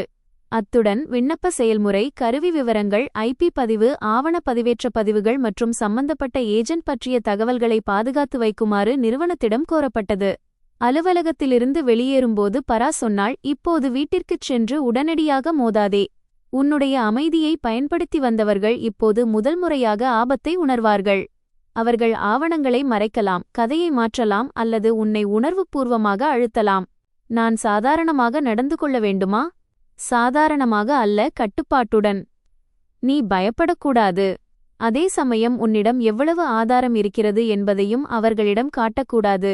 இஷானி தலையசைத்தாள். அன்று அலுவலகத்தில் தன் அதிகாரப்பூர்வ வேலைகளை முடித்த பிறகு அவளது ஆவணங்கள் பயன்படுத்தப்பட்டிருக்கக்கூடிய அனைத்து தேதிகளின் பட்டியலை அவள் தயாரித்தாள். அவள் பழைய குறுஞ்செய்திகளை தேடியபோது சுமார் 11 மாதங்களுக்கு முன்பு வந்த நகுலின் செய்தியை கண்டாள். அபீருக்கு மருந்து கொடுத்த பிறகு போனைப்பார், காப்பீட்டு நிறுவனத்திலிருந்து OTP வரும். சீக்கிரம் சொல்லிவிடு, ஏஜென்ட் காத்திருக்கிறார். இஷானிக்கு இது முதல் எழுத்துப்பூர்வமான ஆதாரம். அவள் அந்தச் செய்தியை ஸ்கிரீன்ஷாட் எடுத்து பாதுகாத்தாள். அதே இரவில் வந்த இன்னொரு செய்தியும் கிடைத்தது. ஆகிவிட்டது. இனி கவலைப்படாதே. அப்போது அது காப்பீடு புதுப்பிக்கப்பட்டது என்று அவள் நினைத்தாள். இப்போது அதே வார்த்தைகள் அவளுக்கு பயங்கரமாக தெரிந்தன. பராவின் ஆலோசனையின் பேரில் தனது அலுவலகத் தகவல் தொழில்நுட்பத் துறையின் உதவியுடன் தனது தனிப்பட்ட மின்னஞ்சலை பாதுகாப்பு சோதனை செய்தாள். சில மாதங்களுக்கு முன்பு நகுலின் வீட்டுக்கணினியுடன் தொடர்புடைய ஒரு கருவியிலிருந்து அவளது மின்னஞ்சல் திறக்கப்பட்டிருப்பது தெரியவந்தது. இஷானி தொழில்நுட்ப அறிக்கையின் நகலை கோரினாள். மாலை வீட்டிற்கு திரும்பும்போது அவள் எந்த கேள்வியும் கேட்கவில்லை. சரோஜ் அவளது முகத்தை உற்று பார்த்தார். இன்று எங்கே சென்றாய்? அலுவலகத்திற்கு தாமதமாக சென்றிருப்பாயே. ஒரு தனிப்பட்ட வேலை. என்ன வேலை? என்னுடையது. இந்த பதில் சரோஜிற்கு பிடிக்கவில்லை, ஆனால் அவர் எதுவும் சொல்லவில்லை. இரவு உணவின் போது நகுல் வழக்கத்திற்கு மாறாக மென்மையாக பேசினான். அபீரிடம் பள்ளியைப் பற்றி கேட்டான். இஷானியின் தட்டில் காய்கறிகளை வைத்துவிட்டு அடுத்த வாரம் கட்டணத்தை சரிசெய்வதாக சொன்னான். இஷானி எப்படி என்று மட்டும் கேட்டாள். நிறுவனத்திடம் முன்பணம் கேட்டிருக்கிறேன். கிடைத்துவிடும். கிடைத்த பிறகு பேசலாம். நகுல் அவளை உற்றுப் பார்த்தான். இஷானியின் மௌனம் முன்பைப் போல இல்லை என்பதை அவன் உணர்ந்திருக்கலாம். முன்பு அவள் அழுவாள், வாதிடுவாள், இறுதியில் சோர்வடைந்து அமைதியாகிவிடுவாள். ஆனால் இம்முறை அவளுக்குள் ஏதோ ஒரு திட்டமிடல் நடப்பதை அவன் உணர்ந்தான். அடுத்த நாள் காலை தேவேந்திராவிடமிருந்து செய்தி வந்தது. நகைகளைப் பற்றி அம்மா பெரிதுபடுத்திச் சொல்லிவிட்டார். சீக்கிரம் மீட்டுவிடுவோம். குடும்பத்திற்குள் போலீஸ், வக்கீல் என்று எதையும் கொண்டு வராதே. இஷானி செய்தியை படித்துவிட்டு பதிலளித்தாள். அடகு ரசீது, மதிப்பீட்டு அறிக்கை மற்றும் பணம் செலுத்திய விவரங்களை அனுப்புங்கள். தேவேந்திரா, உனக்கு எல்லாவற்றிற்கும் கணக்கு கிடைக்காது என்று எழுதினான். இஷானி அதற்கு பதில் அனுப்பவில்லை. அந்த உரையாடல்களை பாதுகாத்துக் கொண்டாள். 2 நாட்களுக்குப் பிறகு நிதி நிறுவனத்திடமிருந்து முறையான பதில் வந்தது. அவர்கள் புகாரை பதிவு செய்து 30 நாட்களுக்குள் உள்விசாரணை செய்வதாக உறுதியளித்தனர். கட்டணச் செயல்முறை நிரந்தரமாக நிறுத்தப்படவில்லை என்றாலும் பிணையாளர் மீது உடனடியாக நடவடிக்கை எடுக்கப் போவதில்லை என்று அவர்கள் குறிப்பிட்டிருந்தனர். பரா இதை ஒரு சிறிய ஆனால் முக்கியமான முன்னேற்றம் என்றாள். இனி நீ சரியான நேரத்தில் ஆட்சேபனை தெரிவிக்கவில்லை என்று அவர்கள் சொல்ல முடியாது என்றாள். இந்த இடைப்பட்ட காலத்தில் சில்வர் லைன் கோல்ட் ஃபைனான்ஸ் கிளையிலிருந்து அடகு கடன் நகலை பெற இஷானி முயற்சி செய்தாள். நகைகள் சரோஜின் பெயரில் அடகு வைக்கப்பட்டிருந்ததால் கிளை முழு ஆவணங்களையும் தர மறுத்துவிட்டது. ஆனால் இஷானியிடம் திருமண புகைப்படங்கள், அத்தை கொடுத்த பரிசுப் பொருட்கள் குறித்த எழுத்துப்பூர்வமான விவரங்கள் மற்றும் நகைகள் வாங்கிய பழைய ரசீதுகள் இருந்தன. பரா அந்த நகைகள் இஷானியின் ஸ்திரீதனம், பெண்களின் தனிப்பட்ட சொத்து என்றும் அனுமதியின்றி அவை அடகு வைக்கப்பட்டுள்ளன என்றும் கூறி சட்டப்பூர்வ நோட்டீஸை அனுப்பினாள். நோட்டீஸ் அனுப்பப்பட்ட 24 மணி நேரத்திற்குள் வீட்டில் சூழ்நிலை மாறியது. மதியம் சரோஜ் இஷானியின் அலுவலகத்திற்கு வந்தார். வரவேற்பறையிலிருந்து போன் வந்தது. ஒரு முதிய பெண் உங்களை பார்க்க விரும்புகிறார் என்று. இஷானி வெளியே வந்தபோது சரோஜின் கண்கள் சிவந்திருந்தன. கையில் நோட்டீஸின் நகல் இருந்தது. இதை நீதான் அனுப்பினாயா என்று கேட்டார். என் வழக்கறிஞர் மூலம். நீ உண்மையிலேயே வக்கீலை வைத்துவிட்டாயா? ஆம். சரோஜ் சுற்றும் முற்றும் பார்த்தார். அலுவலகத்தில் மக்கள் நடமாட்டம் இருந்தது. அவர் குரலை குறைத்துக் கொண்டார். ஆனால் வார்த்தைகளில் கோபம் இருந்தது. வீட்டு விஷயத்தை வெளியே கொண்டு வந்துவிட்டாயே. சமுதாயத்தில் எங்கள் கௌரவம் என்னாவது? என் நகைகளை வெளியே எடுத்துச் செல்லும்போது உங்களுக்கு கௌரவம் நினைவில் வரவில்லையா? நான் திருடவில்லை, மகளுக்கு உதவினேன். என் அனுமதியின்றி. நான் உனக்கு தாய் போன்றவள். என் அம்மா என் பொருளை எடுக்கும் முன்பு என்னிடம் கேட்பார். சரோஜின் கண்களில் கண்ணீர் வந்தது. நீ நான் சிறைக்குச் செல்ல வேண்டும் என்று விரும்புகிறாயா? என் நகைகள் திரும்ப வரவேண்டும், என் பெயரின் பயன்பாடு நிறுத்தப்பட வேண்டும், அவ்வளவுதான். தேவேந்திராவின் நிலைமை மோசமாக இருக்கிறது. அவனுக்கு குழந்தைகள் இருக்கிறார்கள். எனக்கும் ஒரு குழந்தை இருக்கிறது. உன்னிடம் வேலை இருக்கிறது, வீடு இருக்கிறது. அவனை கவனித்துக் கொள்ள யார் இருக்கிறார்கள்? இஷானி முதல் முறையாக மிக அமைதியாக கூறினாள். எப்போதும் யாரிடம் எல்லாம் இருக்கிறதோ அவர்களிடமிருந்து பறிப்பது மட்டும் நியாயமல்ல. நகுலுக்கு எல்லாம் தெரியும். அவனுக்கு பல விஷயங்கள் முன்பே தெரியும். இதை கேட்டு சரோஜ் சிறிது நேரம் மௌனமாக இருந்தார். பிறகு விடை பெறாமலேயே சென்றுவிட்டார். அன்று மாலை நகுல் கோபத்துடன் வீட்டிற்கு வந்தான். நீ அம்மாவுக்கு சட்ட நோட்டீஸ் அனுப்பியிருக்கிறாயா? ஆம். அவர் எவ்வளவு வருத்தப்பட்டிருக்கிறார் என்று உனக்கு தெரியுமா? 8 மாதங்களாக என் நகைகள் அடகு வைக்கப்பட்டுள்ளன. நான் எவ்வளவு வருத்தப்பட்டிருப்பேன் என்று யாராவது கேட்டார்களா? அம்மா தவறை ஒப்புக்கொண்டாரல்லவா? நான் நேரடியாக கேட்டபோதுதான் அவர் ஒப்புக்கொண்டார். நீ அவரை ஒரு குற்றவாளியைப் போல நடத்துகிறாய். அவர் என் ஸ்திரீதனத்தை என் அனுமதியின்றி அடகு வைத்தார். இதை என்னவென்று சொல்வாய்? நகுல் சத்தத்தை உயர்த்தினான். எல்லாவற்றையும் சட்டத்தால் கையாள முடியாது. எல்லாவற்றையும் அம்மாவின் கண்ணீராலும் கையாள முடியாது. சரோஜ் தன் அறையிலிருந்து அழுது கொண்டே வெளியே வந்தார். நகுல், என்னை இந்த வீட்டிலிருந்து அனுப்பிவிடு.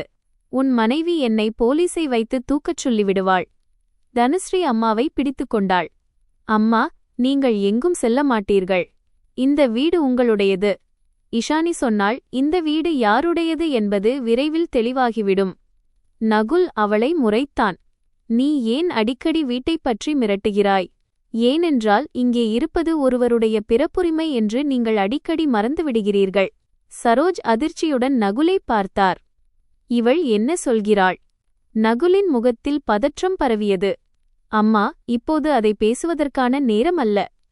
எந்த விஷயம்? நகுல் இஷானியை மௌனமாக இருக்குமாறு கஞ்சாடை காட்டினான். அந்த சைகை பல ஆண்டுகளாக அவளுக்கு தெரிந்த ஒன்று. முன்பு நகுலின் அசௌகரியத்தை தவிர்க்க இஷானி அமைதியாகிவிடுவாள். இம்முறை அவள், உங்கள் மகனிடமே கேளுங்கள் என்று மட்டும் கூறினாள். சரோஜ் நகுலின் கையை பிடித்துக் கொண்டார். வீட்டைப் பற்றி என்ன மறைக்கிறாய்? ஒன்றுமில்லை. இஷானி கோபமாக இருக்கிறாள். இஷானி மேலும் எதுவும் பேசாமல் அபீரை அழைத்துக்கொண்டு மேலே சென்றாள். பின்னால் சரோஜின் கேள்விகளும் நகுலின் அரைகுறை பதில்களும் கேட்டுக்கொண்டே இருந்தன. நள்ளிரவில் நகுல் அறைக்கு வந்தான். நீ அம்மாவிற்கு வீட்டைப் பற்றிய உண்மையை சொல்லக்கூடாது. ஏன்? இப்போது நிலைமை சரியில்லை. 8 ஆண்டுகளாக சரியான நேரம் வரவில்லை. இந்த வீடு என் பெயரில் இருக்கிறது என்பது தெரிந்தால் அவர்கள் இதயம் உடைந்துவிடும். என் இதயம் உடைந்தது முக்கியமில்லையா? இருவருடைய வலியை ஒப்பிடாதே. அவர்களுடைய கௌரவத்தைக் காக்க என்னை பொய் சொல்லி வாழச் சொன்னபோது நீதான் இந்த ஒப்பீட்டைத் தொடங்கினாய். நகுல் சிறிது நேரம் அமைதியாக இருந்தான். பிறகு சொன்னான், வீட்டு ஆவணங்கள் சில நாட்களுக்கு வேண்டும். இஷானி அவனை பார்த்தாள். ஏன்? கடன் மறுசீரமைப்பிற்கு, லோன் ரீஸ்ட்ரக்சரிங். யார் சொன்னது? என் அண்ணன். கூடுதல் பாதுகாப்பு, செக்யூரிட்டி காட்டினால் வட்டி விகிதத்தை குறைக்கலாம். இஷானியின் உடலில் ஒரு நடுக்கம் ஏற்பட்டது. நீ என் வீட்டை பிணையமாக வைக்க நினைக்கிறாயா? ஆவணங்களை காட்டினால் போதும். உடனே அடமானம் வைக்கப்படாது. உனக்கு பத்திரப்பதிவு ரெஜிஸ்ட்ரி வேண்டுமா? ஏற்கனவே பழைய நகலை கடன் விண்ணப்பத்தில் இணைத்து விட்டாய். இப்போது உனக்கு புதிய சொத்து வரி ரசீது மற்றும் என்கம்பரன்ஸ் சர்டிபிகேட் வேண்டுமா? இஷானி அவனை நீண்ட நேரம் பார்த்தாள். என்னுடைய பெயரை ஏமாற்றி சேர்த்த கடனை அடைக்க இப்போது என் வீட்டையே பந்தயம் கட்டச் சொல்கிறாயா? பந்தயம் அல்ல, மறுசீரமைப்புதான். கடன் அடைக்கப்படாவிட்டால் அடைக்கப்படும். இந்த வாக்கியத்தை எத்தனை முறை சொல்லியிருக்கிறாய்? நகுல் கோபத்துடன், உனக்கு தீர்வு வேண்டாம், நீ எல்லோரையும் தண்டிக்கத்தான் பார்க்கிறாய் என்றான். தீர்வு என்னவென்றால், தேவேந்திரா அண்ணன் தொழிலை நிறுத்திவிட்டு சொத்துக்களை விற்று கடனை அடைக்க வேண்டும். அவருடைய கௌரவம் என் மகனின் வீட்டைக் காட்டிலும் முக்கியமல்ல. நகுலின் முகம் இறுகியது. வீடு கணவன் மனைவி இருவருக்கும் சொந்தம். சட்டப்படி இது என்னுடையது. நானும் இதில் பணம் போட்டிருக்கிறேன். எவ்வளவு? 8 ஆண்டுகளாக வீட்டைச் செலவுகளை செய்திருக்கிறாய். வீட்டை நடத்துவது சொத்தில் உரிமையைத் தராது. அப்படியென்றால் நீ செய்த வேலை மற்றும் செலவுகளின் அடிப்படையில் உன் ஒவ்வொரு பொருளும் என் பெயரில் இருக்க வேண்டும். நகுல் கோபத்தில் கதவை அறைந்துவிட்டுச் சென்றான். மறுநாள் இஷானி அனைத்தையும் பராவிடம் சொன்னாள்.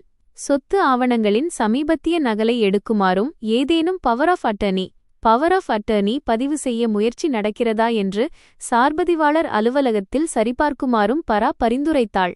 விசாரணையில் இதுவரை எந்த சுமையுமே என்கம்பரன்ஸ் பதிவு செய்யப்படவில்லை. ஆனால் ஒரு அதிர்ச்சிகரமான உண்மை தெரிந்தது. 2 வாரங்களுக்கு முன்பு ஒரு சொத்து ஏஜென்ட் வீட்டின் தற்போதைய சந்தை மதிப்பை அறிய ஒரு உள்ளூர் மதிப்பீட்டாளரை வேல்யூவர் தொடர்பு கொண்டிருந்தான். மதிப்பீட்டாளர் 5 வெளிப்புகைப்படங்களையும் பழைய பத்திரத்தின் நகலையும் வைத்திருந்தார். பரா கேட்டாள், ஏஜென்ட் பெயர் என்ன? மகேஷ் சௌஹான். இஷானிக்கு அந்த பெயரை தெரியும். அவர் தேவேந்திராவின் தொழில்முறை நண்பர்களில் ஒருவர். பலமுறை வீட்டிற்கு வந்திருக்கிறார். பரா கூறினாள், அவர்கள் கடன் மறுசீரமைப்பிற்கு அப்பாற்பட்ட திட்டங்களை செய்கிறார்கள். உன்னை மிரட்டி கையெழுத்து வாங்க திட்டமிட்டிருக்கலாம். ஆனால் நான் கையெழுத்திட மாட்டேன். வீட்டை அடமானம் வைப்பதாக அவர்கள் நேரடியாகச் சொல்ல மாட்டார்கள். குடும்ப ஒப்பந்தம், கூட்டுச்சொத்து அறிவிப்பு அல்லது தற்காலிக அதிகாரம் போன்ற பெயர்களில் ஏதோ ஒன்றை கொண்டு வருவார்கள். இனி எந்த காகிதத்தையும் வாசிக்காமல் கையெழுத்திடாதே. இஷானி கசப்புடன், இனி எப்போதும் மாட்டேன் என்றாள். பரா மற்றொரு விஷயத்தை பேசினாள். உன் திருமணத்தின் எதிர்காலம் குறித்து நீ முடிவெடுக்க வேண்டும். சட்டப்பூர்வ புகாரும் திருமண உறவும் இப்போது இணையாகச் செல்லலாம். ஆனால் உன்னுடைய எல்லைகளை நீ தெளிவாக வரையறுக்க வேண்டும். அவர் உண்மையை ஒப்புக்கொண்டால் அவருடன் வாழ நீ தயாரா? இஷானி நீண்ட மூச்சு விட்டாள். அவர் எனக்காகவும் அபீருக்காகவும் ஒரு முறையாவது நிற்பார் என்று நான் எதிர்பார்த்தேன். அவர் நின்றாரா? இல்லை. அவர் அமைதியாக மட்டும் இருந்தாரா? இஷானி தலையை ஆட்டினாள். இல்லை, அவரே ஆவணங்களை பயன்படுத்தினார். மகனின் கல்விப் பணத்தை எடுத்தார். நகைகளைப் பற்றி அவனுக்கு தெரியும். இப்போது வீட்டைத் தர நினைக்கிறான். பரா சொன்னாள், அப்படியானால் பிரச்சினை அவருடைய அம்மா மற்றும் அண்ணன் மட்டும் அல்ல. அவரும் இதில் ஒரு தீவிர பங்குதாரர். இந்த உண்மையை இஷானி அறிந்திருந்தாள். ஆனால் மற்றவர் வாயால் அதை கேட்பது அதிக வேதனையாக இருந்தது. தீபாவளிக்கு 2 நாட்களுக்கு முன்பு வீட்டில் சுத்தம் மற்றும் அலங்காரப் பணிகள் தொடங்கின. தனுஸ்ரீ ஆன்லைனில் விலையுயர்ந்த விளக்குகளை வரவழைத்தாள். சரோஜினிப்புகள் மற்றும் பரிசுகளின் நீண்ட பட்டியலை தயாரித்தார். வீட்டின் நிதி நிலைமை நெருக்கடியில் இருந்தாலும் குடும்பத்தினர் வெளிப்படையான பகட்டில் எந்த குறைவும் வைக்க விரும்பவில்லை. இஷானி தான் பொதுவான வீட்டுப் பொருட்களையும் அபீருக்கான ஆடைகளை மட்டுமே வாங்குவேன் என்று திட்டவட்டமாக கூறிவிட்டாள். சரோஜண்டை வீட்டார் முன்னிலையில் இக்காலத்தில் மருமகள்கள் சம்பாதித்தாலும் வீட்டுச் செலவிற்கு பணம் தருவதில்லை என்று ஏளனமாக சொன்னார். தீபாவளி மாலை உறவினர்கள் கூடினர். தேவேந்திரா தன் மனைவி மற்றும் குழந்தைகளுடன் வந்தான். சில ச.இ.த.ப.ப அத்தைகள் மற்றும் உறவினர்கள் வரவேற்பறையில் அமர்ந்திருந்தனர். வீடு விளக்குகளால் அலங்கரிக்கப்பட்டிருந்தது. ஆனால் உள்ளே பதற்றத்தின் அடுக்கு தடிமனாக இருந்தது. பூஜை முடிந்த பிறகு தேவேந்திரா குடும்பத்தின் ஒரு முக்கிய முடிவைப் பற்றி அனைவர் முன்னிலையிலும் பேச வேண்டும் என்றான். இதுதான் அந்த அழுத்தம் கொடுக்கும் திட்டம் என்று இஷானி புரிந்து கொண்டாள். நகுல் ஒரு கோப்பை எடுத்து வந்து அவள் முன்னால் வைத்தான். இது வெறும் மறுசீரமைப்புக்கான சம்மதக் கடிதம்தான். இஷானி அந்த கோப்பை தொடவில்லை. தேவேந்திரா இனிமையான குரலில், பாரு, குடும்பத்தில் இக்கட்டான காலம் வருவது இயல்பு. இதில் கையெழுத்திட்டால் வட்டி குறையும், 6 மாத கால அவகாசம் கிடைக்கும் என்றான்.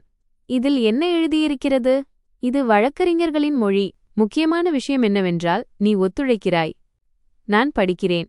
சரோஜ் உடனே குறுக்கிட்டார். பூஜை நாளிலும் உனக்கு நம்பிக்கை இல்லையா? இந்த நம்பிக்கையின் விளைவுதான் இப்போது முன்னால் நிற்கிறது. ஒரு சித்தப்பா கேட்டார், என்ன விஷயம்? சரோஜ் சோகமான குரலில் கதையைச் சொல்லத் தொடங்கினார். இஷானி வேலை மற்றும் சொத்தின் கர்வத்தில் குடும்பத்தை விட்டு பிரிய விரும்புகிறாள் என்று. அவர் கடன், வங்கி விண்ணப்பம், சம்மதம் மற்றும் நகைகள் பற்றி எதுவும் சொல்லவில்லை. தேவேந்திராவுக்கு தற்காலிக உதவி தேவைப்படுவதாகவும் மருமகள் வீட்டை காப்பாற்றுவதற்கு பதிலாக அதை உடைக்கப் பார்க்கிறாள் என்றும் மட்டுமே சொன்னார். இஷானி கோப்பை திறந்தாள். முதல் பக்கத்தில் கடன் மறுசீரமைப்பு என்று இருந்தது. 3வது பக்கத்தில் அவள் இந்த வீட்டை ஒரு குடும்ப வசிப்பிடமாகவும் கூட்டுத் திருமணச் சொத்தாகவும் கருதுவதாக ஒரு பிரகடனம் இருந்தது. 5வது பக்கத்தில் நகுல் கடன் வழங்குனருடன் சொத்து பாதுகாப்பு குறித்து பேச்சுவார்த்தை நடத்தலாம் என்ற வரையறுக்கப்பட்ட அதிகார பத்திரம் இருந்தது. அவள் கோப்பை மூடினாள். நான் கையெழுத்திட மாட்டேன். தேவேந்திராவின் முகம் மாறியது. படிக்காமலேயே முடிவெடுத்துவிட்டாயா? நகுல் மெல்லிய குரலில் சொன்னான், இது வெறும் நடைமுறைதான். இது உனக்கு என்னுடைய சொத்தை பாதுகாப்பாக காட்டும் அதிகாரத்தை தரும். நீ சொற்களை தவறாக புரிந்து கொள்கிறாய். இஷானி கோப்பில் குறிக்கப்பட்டிருந்த பத்திகளை அனைவர் முன்னிலையிலும் வாசித்தாள். அறையில் கிசுகிசுப்புகள் தொடங்கின. தேவேந்திரா கோபத்துடன் சொன்னான், வீடு குடும்பத்திற்குச் சொந்தமானதுதானே? இஷானி பதிலளித்தாள், இல்லை, வீடு என்னுடையது. அறை அமைதியானது. சரோஜின் முகம் வெளிரியது. என்ன? இஷானி முதல் முறையாக அனைவர் முன்னிலையிலும் தெளிவாக கூறினாள், இந்த வீட்டை நான் திருமணத்திற்கு முன்பே வாங்கினேன். பத்திரப்பதிவு முழுவதும் என் பெயரில் மட்டுமே உள்ளது. இது நகுலுக்கு தொடக்கத்திலிருந்தே தெரியும். அனைவரின் பார்வையும் நகுல் மீது விழுந்தது. சரோஜ் அவன் தோளை உலுக்கினார். நீ என்னிடம் பொய் சொன்னாயா? நகுல் சொன்னான், அம்மா, நான் நினைத்தேன். நீ சொன்னாய், வீடு உன்னுடையது என்று. நான் அப்படி நேரடியாகச் சொல்லவில்லை. ஆனால் நான் சொல்வதை நீயே அப்படி புரிந்து கொண்டாய். நகுல் பல ஆண்டுகளாக எந்த உண்மையைக் கண்டு அஞ்சினானோ அது இப்போது அவன் கண்முன்னே இருந்தது. ஆனால் சரோஜிற்கு மருமகள் அவமானப்பட்டதைப் பற்றி வருத்தமில்லை. தான் சொந்தமென்று நினைத்த சொத்து உண்மையில் அவர்களுடையது அல்ல என்ற அதிர்ச்சி மட்டுமே அவரிடம் இருந்தது. தேவேந்திரா நிலைமையை சமாளிக்க முயன்றான். பெயர் யாருடையதாக இருந்தாலும் திருமணத்திற்குப் பிறகு எல்லாம் பொதுவானதுதான். பராவின் ஆலோசனையை நினைவுகூர்ந்த இஷானி தெளிவாகச் சொன்னாள், திருமணத்திற்கு முன் வாங்கப்பட்ட சொத்தின் உரிமை தானாகவே பொதுவானதாகிவிடாது. நான் இதை எந்த கடனுக்கும் பிணையாக கொடுக்க மாட்டேன். தனுஸ்ரீ கத்தினாள், அப்படியானால் எங்களை வெளியேற்றி விடுவீர்களா? நான் 2 நாட்களுக்கு முன்பே இதையேதான் சொன்னேன். சரோஜ் அழத் தொடங்கினார். தீபாவளி அன்று மருமகள் எங்களை வீதியில் தள்ளுவாள். உறவினர்களில் சிலர் அவரை சமாதானப்படுத்த முயன்றனர்.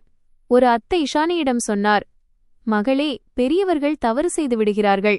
வீட்டை உடைப்பது எளிது. இஷானி தன் கோப்பிலிருந்து பிணையாளர் ஒப்பந்தத்தை எடுத்தாள்.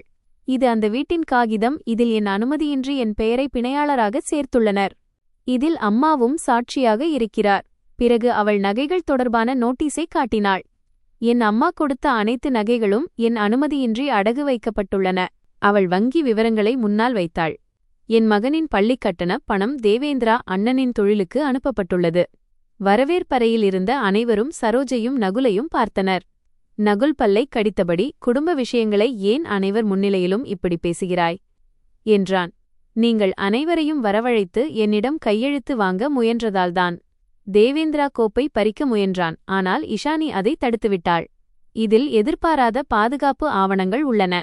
சரோஜ் அழுது கொண்டே, நாங்கள் உன்னை மகளாகத்தானே பார்த்தோம் என்றார். இஷானியின் குரல் முதன்முறையாக உணர்ச்சிகரமானது. மகளைப் பெற்ற தாயின் நினைவுகளை அடகு வைக்க மாட்டார்கள். மகளின் பெயரில் கடன் வாங்க மாட்டார்கள். மகளின் குழந்தையின் கல்விக் கட்டணத்தை பறிக்க மாட்டார்கள். நகுல் மெல்லிய குரலில், நீ என்னதான் விரும்புகிறாய் என்று கேட்டான். இஷானி அனைவர் முன்னிலையிலும் அவனை பார்த்து, உண்மையை ஒப்புக்கொள்.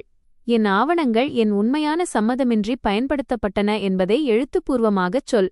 தேவேந்திரா அண்ணன் தன் தொழிலின் முழு நிதி விவரங்களையும் தர வேண்டும். நகைகளை உடனடியாக மீட்கத் திட்டம் வேண்டும். அம்மா, தனுஸ்ரீ மற்றும் தேவேந்திரா அண்ணன் இந்த வீட்டின் மீது எந்த உரிமையும் கொண்டாடக்கூடாது. தேவேந்திரா சிரித்தான். இல்லையென்றால் சட்டப்பூர்வ நடவடிக்கை தொடரும். சரோஜ் நகுலின் கையை பிடித்துக் கொண்டார். நீ உன் அம்மாவையும் அண்ணனையும் சிறைக்கு அனுப்புவாயா? நகுலின் முகத்தில் பயம், வெட்கம் மற்றும் கோபம் என அனைத்தும் கலந்திருந்தது. அவன் கண்களில் பல ஆண்டுகளாக அவள் எதிர்பார்த்திருந்த அந்த கடைசி வாய்ப்பை இஷானி பார்த்தாள். அவன் ஒரே ஒரு வாக்கியம் சொல்லியிருக்க வேண்டும். தவறு நடந்துவிட்டது, நான் உண்மையைச் சொல்வேன். ஆனால் நகுல் அம்மாவை பார்த்தான், பிறகு தேவேந்திராவை பார்த்தான். இறுதியில் இஷானியிடம், நீ புகாரை திரும்பப் பெற்றுக்கொள். குடும்பத்தின் கௌரவம்தான் முக்கியம் என்றான்.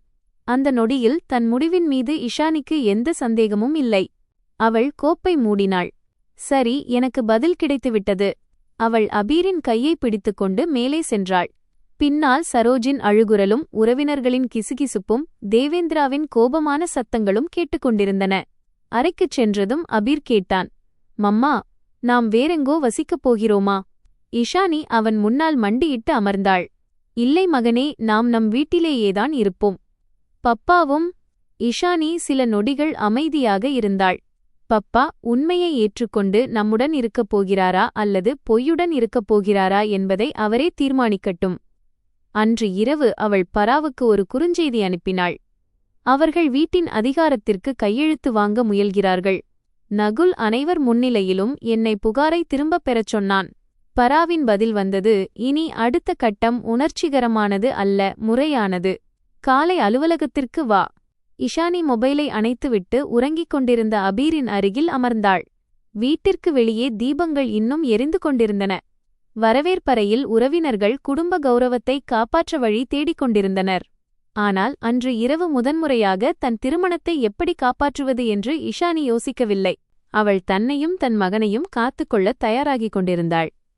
மறுநாள் காலை அபீரை பள்ளியில் விட்டுவிட்டு இஷானி நேராக பராவின் அலுவலகத்திற்குச் சென்றாள். அவள் இரவு முழுவதும் தூங்கவில்லை. ஆனால் அவள் முகத்தில் சோர்வை விட ஒரு தெளிவு இருந்தது. தீபாவளி மாலை நடந்த அனைத்து நிகழ்வுகளையும் அவள் வரிசையாக விவரித்தாள். குடும்பத்தினர் முன்னிலையில் வைக்கப்பட்ட கோப்பு, அதிகார வரம்பு, வீட்டை கூட்டுச் சொத்தாக அறிவிக்கும் உட்பிரிவு மற்றும் புகாரை திரும்பப் பெற நகுல் கொடுத்த அழுத்தம். பரா அனைத்தையும் குறித்துக் கொண்டாள். பிறகு, அந்த கோப்பின் நகல் உன்னிடம் இருக்கிறதா என்று கேட்டாள். அசல் கோப்பு தேவேந்திராவிடம் உள்ளது, ஆனால் நான் எல்லா பக்கங்களையும் புகைப்படம் எடுத்துக்கொண்டேன். இஷானி தன் மொபைலை நீட்டினாள். பரா புகைப்படங்களை கவனமாக பார்த்தாள். இது சாதாரண கடன் மறுசீரமைப்பு அல்ல. நீ கையெழுத்திட்டிருந்தால் சொத்து தொடர்பாக யாரிடமும் பேசவும் ஆவணங்களை சமர்ப்பிக்கவும் நகுலுக்கு அதிகாரம் கிடைத்திருக்கும். வீட்டை நீயே குடும்பச் சொத்து என்று ஒப்புக்கொண்டதாக பிற்காலத்தில் உனக்கு எதிராக அழுத்தத்தை கொடுத்திருப்பார்கள்.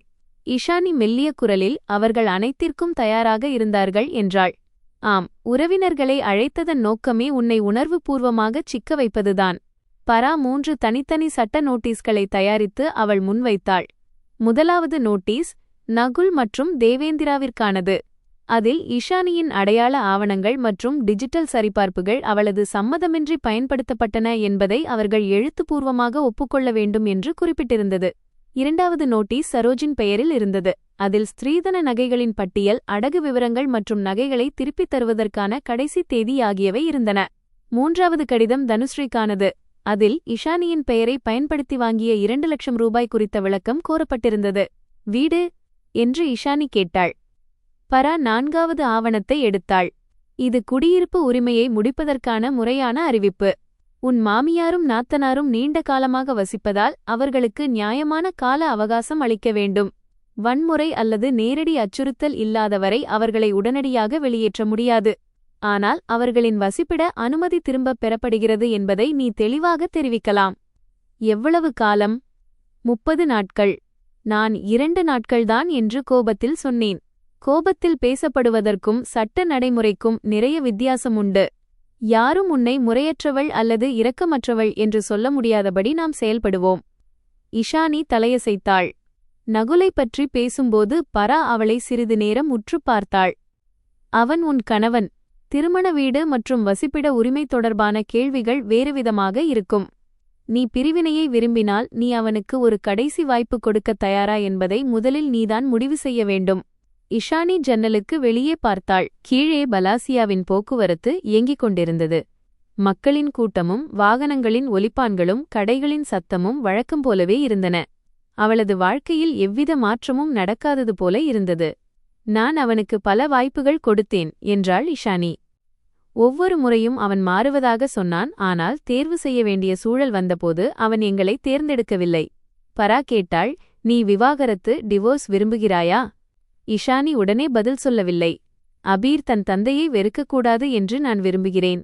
அதே சமயம் குடும்பம் என்ற பெயரில் பொய்யும் திருட்டும் ஏற்றுக்கொள்ளத்தக்கது என்று கற்றுக்கொண்டு அவன் வளரக்கூடாது என்றும் நான் நினைக்கிறேன். விவாகரத்து குழந்தையை தந்தையிடமிருந்து பிரிக்காது. ஆனால் திருமண உறவில் இஷானி உனக்கு எது முக்கியம் என்பதை நீதான் முடிவு செய்ய வேண்டும். நீண்ட மௌனத்திற்குப் பிறகு இஷானி சொன்னாள். நம்பிக்கை இல்லை. அன்பு. அவளது கண்கள் கலங்கின. ஒருவேளை எங்கோ இருக்கலாம், ஆனால் இப்போது அது பாதுகாப்பாக இல்லை. பரா ஆவணங்களை அவளிடம் நீட்டினாள். இப்போதைக்கு நாம் சட்டப்பூர்வமான பாதுகாப்பை உறுதி செய்வோம். விவாகரத்து குறித்த முறையான முடிவை சில நாட்கள் கழித்து கூட எடுக்கலாம். அன்றே நோட்டீஸ்கள் அனுப்பி வைக்கப்பட்டன. மாலை இஷானி வீட்டிற்கு வந்தபோது வரவேற்பறையில் அசாதாரண அமைதி நிலவியது. சரோஜின் கையில் அந்த உரை இருந்தது. தனுஸ்ரீ அழுது கொண்டிருந்தாள். நகுல் ஜன்னல் அருகே நின்று கொண்டிருந்தான். தேவேந்திராவும் அங்கு இருந்தான். இஷானி பையை வைத்துவிட்டு நேராக மேலே செல்ல முயன்றாள். நில் என்றான் நகுல். அவள் திரும்பினாள். நீ உண்மையிலேயே அனைவருக்கும் நோட்டீஸ் அனுப்பிவிட்டாயா? ஆம். சரோஜ் நடுங்கும் குரலில் கேட்டார். 30 நாட்களுக்குப் பிறகு எங்களை இந்த வீட்டிலிருந்து வெளியேற்றி விடுவாயா?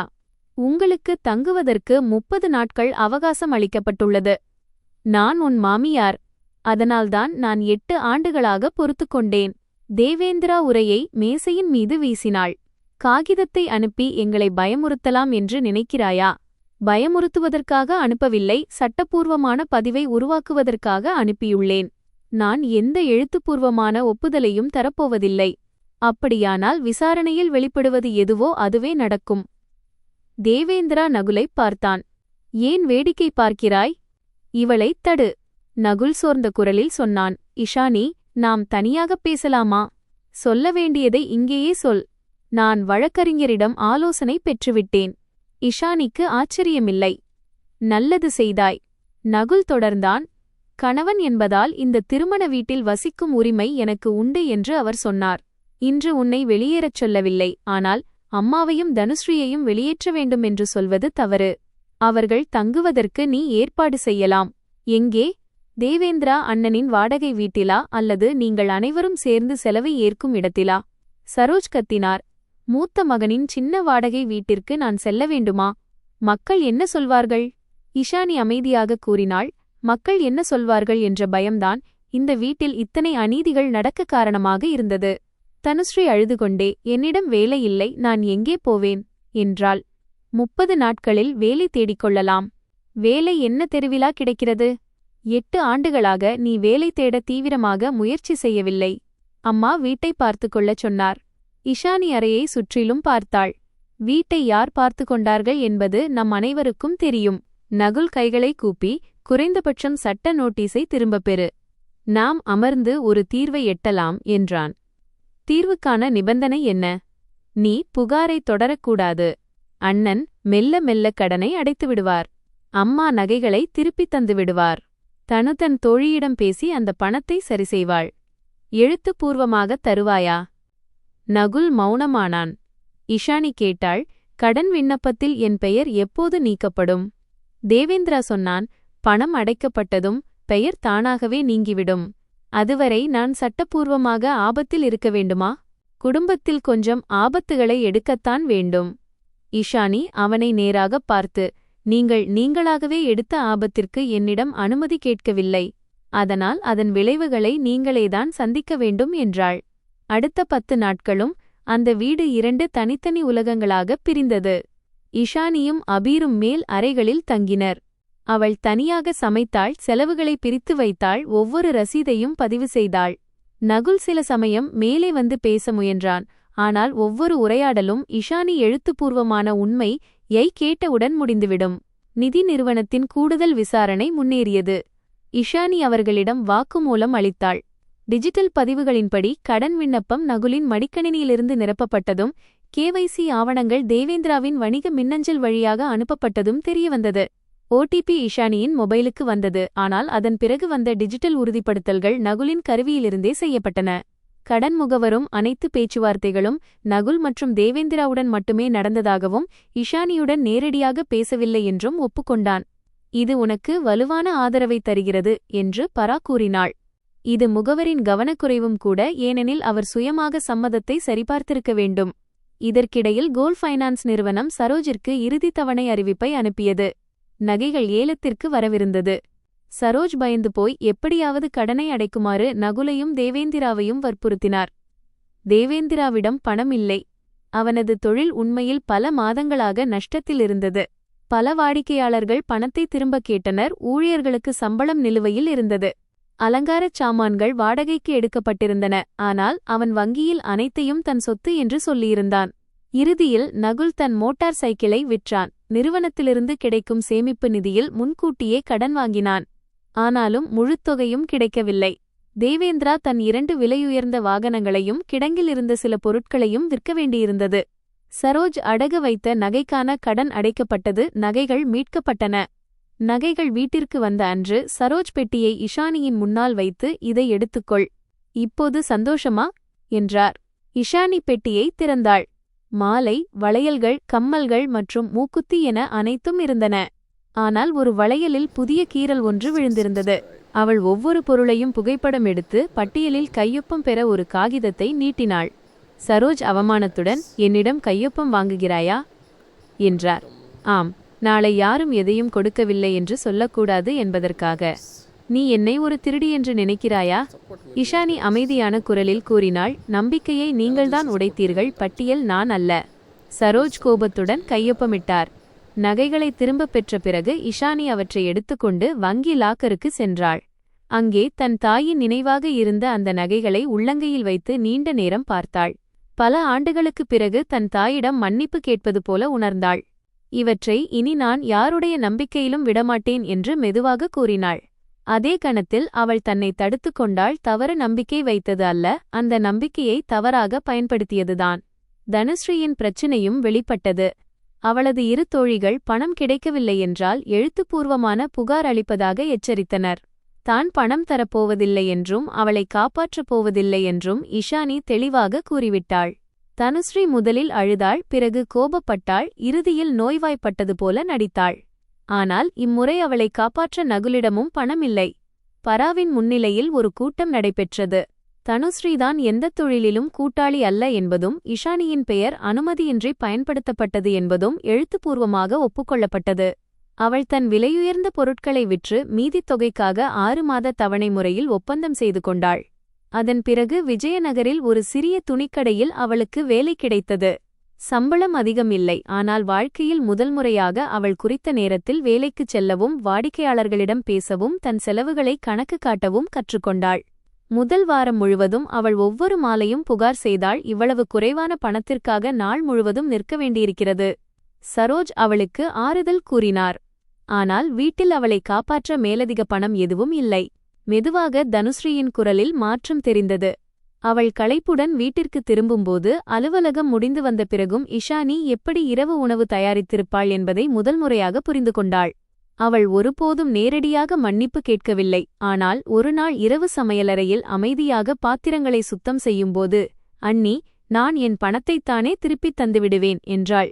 இஷானி இதுவே சரி என்று மட்டும் கூறினாள். தேவேந்திராவின் தொழிலை காப்பாற்ற முடியவில்லை.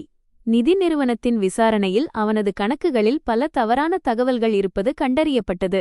அவன் உறுதியளித்த பல ஒப்பந்தங்கள் வெறும் முன்மொழிவுகள் மட்டுமே. கிடங்கில் இருந்த பொருட்களை விற்றும் ஒரு பழைய நிலத்தை அடகு வைத்தும் கடனின் ஒரு பகுதி அடைக்கப்பட்டது. இஷானி பிணையாளராக குவாரண்டர் இருந்ததில் சர்ச்சை நீடித்தது. ஆனால் விசாரணை முடியும் வரை நிறுவனம் அவளுக்கு எதிராக மீட்பு நடவடிக்கைகளை நிறுத்தி வைத்தது. பின்னர் முகவரின் கவனக்குறைவு மற்றும் சுதந்திரமான சம்மதம் இல்லாத காரணத்தினால் பிணையாளர் பொறுப்பிலிருந்து அவளது பெயரை நீக்க ஒப்பந்தம் செய்யப்பட்டது. அதற்கு பதிலாக நகுல் மற்றும் தேவேந்திரா சரியான தகவல்களை தந்து திருத்தப்பட்ட கடன் அமைப்பை ஏற்றுக்கொண்டனர். நிம்மதி கிடைத்த அந்த நாளில் பல மாதங்களுக்குப் பிறகு இஷானி முதன்முறையாக சுதந்திரமாக மூச்சுவிட்டாள். ஆனால் அவளுக்கும் நகுலுக்கும் இடையிலான இடைவெளி குறையவில்லை. ஒரு இரவு நகுல் மேலே வந்தான். அபீர் தூங்கிக் கொண்டிருந்தான். இஷானி அடுத்த நாள் கூட்டத்திற்கான ஆவணங்களை பார்த்து கொண்டிருந்தாள். என் பெயர் கடனில் அப்படியே இருக்கும் என்றான் நகுல். நீதான் இந்தச் சம்மதத்தை தந்தாய். ஆம். அவளது குரலில் முதன்முறையாக எந்த எதிர்ப்பும் இல்லை. அண்ணனின் நிலம் விற்கப்படும். ஒருவேளை அவருடைய வீடும் விற்கப்படலாம். அவர் வீடு அவர் மனைவி பெயரில் இருப்பதால் அது இதில் சேர்க்கப்படவில்லை. நகுல் கசப்புடன் சிரித்தான். எல்லோரும் தங்கள் உரிமைகளை காப்பாற்றிக் கொண்டார்கள். நான் மட்டும் நடுவில் சிக்கிக் கொண்டேன். இஷானி அவனை பார்த்தாள். நீ நடுவில் சிக்கிக் கொள்ளவில்லை. நீதான் உனக்கான பக்கத்தை தேர்ந்தெடுத்தாய். நான் என் அண்ணன் வீழ்வதை வேடிக்கை பார்க்க முடியவில்லை. அதற்காக மனைவியையும் மகனையும் பலிகடா ஆக்கிவிட்டாய் என்றாள் இஷானி. நகுல் தலையை குனிந்து கொண்டான். நான் மிகப்பெரிய தவறு செய்துவிட்டேன். பல ஆண்டுகளாக இந்த வாக்கியத்திற்காக இஷானி காத்திருந்தாள். ஆனால் இப்போது அதை கேட்டபோது அவள் கற்பனை செய்தது போல அவளுக்குள் எந்த உணர்ச்சியும் ஏற்படவில்லை. தவறு ஒருமுறைதான் நடக்கும் என்றாள் இஷானி. நீ பல முடிவுகளை எடுத்தாய், ஆவணங்களை எடுத்தாய், பொய் சொன்னாய், ஓடிபி எடுத்தாய், பணத்தை அனுப்பினாய், நகைகளைப் பற்றி மறைத்தாய். பிறகு என் வீட்டின் பத்திரத்தில் கையெழுத்து வாங்க முயன்றாய். நான் பயந்துவிட்டேன். நானும் பயந்தேன். ஆனால் நான் உனக்கு அப்படிச் செய்யவில்லை. நகுலின் கண்களில் கண்ணீர் திரண்டது. நமக்கு இடையே ஒன்றும் இல்லையா? நீண்ட இடைவெளிக்குப் பிறகு இஷானி சொன்னாள். நினைவுகள் இருக்கிறது, அபீர் இருக்கிறான். முன்பிருந்த அன்பின் மீது மரியாதை இருக்கிறது. ஆனால் கணவன் மனைவியாக வாழ நம்பிக்கை தேவை. அது இப்போது இல்லை. எனக்கு இன்னொரு வாய்ப்பு கொடு. தீபாவளி இரவு நீ உண்மையை தேர்ந்தெடுத்திருந்தால் அது வாய்ப்பாக இருந்திருக்கும். அன்று நீ குடும்ப கௌரவத்தை தேர்ந்தெடுத்தாய். அம்மா உடைவதை பார்க்க உனக்கு விருப்பமில்லை. ஆனால் நான் உடைவதை பார்த்து கொண்டிருந்தாய். நகுலிடம் பதில் இல்லை. சில நாட்களுக்குப் பிறகு இஷானி பரஸ்பர சம்மதத்துடன் விவாகரத்து மியூச்சுவல் கன்சென்ட் டிவோர்ஸ் கோரி விண்ணப்பித்தாள். அவள் நகுலின் சொத்துக்களையோ கூடுதல் பணத்தையோ கேட்கவில்லை. அபீரின் முதன்மை பராமரிப்பு தன்னிடம் இருக்க வேண்டும் என்று மட்டுமே நிபந்தனை விதித்தாள். நகுல் வழக்கமான செலவுகளுக்கு பங்களிப்பு செய்வான். சந்திப்பதற்கான நேரம் நிச்சயிக்கப்பட்டிருக்கும். குழந்தைக்கு முன்னால் ஒருவரை ஒருவர் அவமானப்படுத்திக் கொள்ளக்கூடாது. நகுல் முதலில் கையெழுத்திட மறுத்தான். நீ என்னை மகனிடமிருந்து பிரித்து விடுவாய். ஒப்பந்தத்தில் ஒவ்வொரு 2வது வாரமும் விடுமுறை நாட்களும் குறிப்பிடப்பட்டுள்ளன. அவன் நான் இல்லாமல் வளர்ந்து விடுவான். அவன் உன்னை பிரிந்து வளரமாட்டான். ஆனால் சண்டைகள் இல்லாமல் வளர்வான். மக்கள் என்ன சொல்வார்கள்? இஷானி சோர்வான புன்னகையுடன் கேட்டாள். உன் வாழ்க்கையின் மிக முக்கியமான முடிவுகளை எல்லாம் ஏன் எப்போதும் மற்றவர்கள் எடுக்கிறார்கள்? பல சமரச கூட்டங்களுக்குப் பிறகு நகுல் ஒப்புக்கொண்டான். அபீரின் பள்ளி நிகழ்ச்சிகள் மற்றும் மருத்துவ முடிவுகளில்தான் பங்கேற்க வேண்டும் என்று ஒரு நிபந்தனை விதித்தான். இஷானி அதற்குச் சம்மதித்தாள். நகுலை தந்தையின் பொறுப்பிலிருந்து நீக்க அவள் விரும்பவில்லை. அவள் கணவன் என்ற முறையில் அவனுடைய உரிமைகளையும் தன்னுடைய எல்லைகளையும் மட்டுமே தெளிவுபடுத்த விரும்பினாள். 30 நாட்களுக்குள் சரோஜும் தனுஸ்ரீயும் வீட்டை விட்டு வெளியேறினர். ஆரம்பத்தில் சரோஜ் தேவேந்திராவுடன் தங்கச் சென்றார். ஆனால் அங்குள்ள நிதி நெருக்கடி மற்றும் இட நெருக்கடியால் விரைவிலேயே சண்டைகள் தொடங்கின. இறுதியில் விஜயநகரிலிருந்து தொலைவில் நகுல் ஒரு சாதாரண 2 அறை கொண்ட வீட்டை வாடகைக்கு எடுத்தான். சரோஜும் தனுஸ்ரீயும் அங்கே குடியேறினர். நகுலும் அதே வீட்டிற்குச் சென்றுவிட்டான். வெளியேறும் நாளில் வாசலில் நின்று கொண்டு சரோஜ் வீட்டை முழுமையாக ஒருமுறை பார்த்தார். பல ஆண்டுகளாகத்தான் வீட்டின் உரிமையாளராக உணராத அந்த வரவேற்பறை, இஷானி மட்டும் தனித்து வேலை செய்த அந்த சமையலறை, தன் மகன் உழைத்து வாங்கிய வீடு என்று அண்டை வீட்டாரிடம் தம்பட்டம் அடித்த அந்த பால்கனி அனைத்தையும் பார்த்தார். அவர் முகத்தில் கோபம் இருந்தது. ஆனால் அதைவிட அதிகமாக தோல்வியை விட ஒரு கசப்பான உண்மையின் வலி இருந்தது. நீ குடும்பத்தை உடைத்துவிட்டாய் என்று இஷானியிடம் கூறினார் சரோஜ். இஷானி அமைதியாக பதிலளித்தாள். ஒரு உறுப்பினரின் உரிமையை குடும்பத்தின் சொத்தாக கருதிய போதே இந்த குடும்பம் உடைந்துவிட்டது. நான் அந்த விரிசலை மறைப்பதை மட்டுமே நிறுத்திவிட்டேன். சரோஜ் பதில் பேசவில்லை. தனுஸ்ரீ தன் பைகளை எடுத்துக்கொண்டு வெளியே வந்தாள். கதவை விட்டு வெளியேறும்போது அவள் நின்றாள். அபீர நல்லா பாத்துக்கோ, இஷானி கூறினாள். நீ அவனை பார்க்க வரலாம். ஆனால் முதலில் ஃபோன் செய்துவிட்டு வா.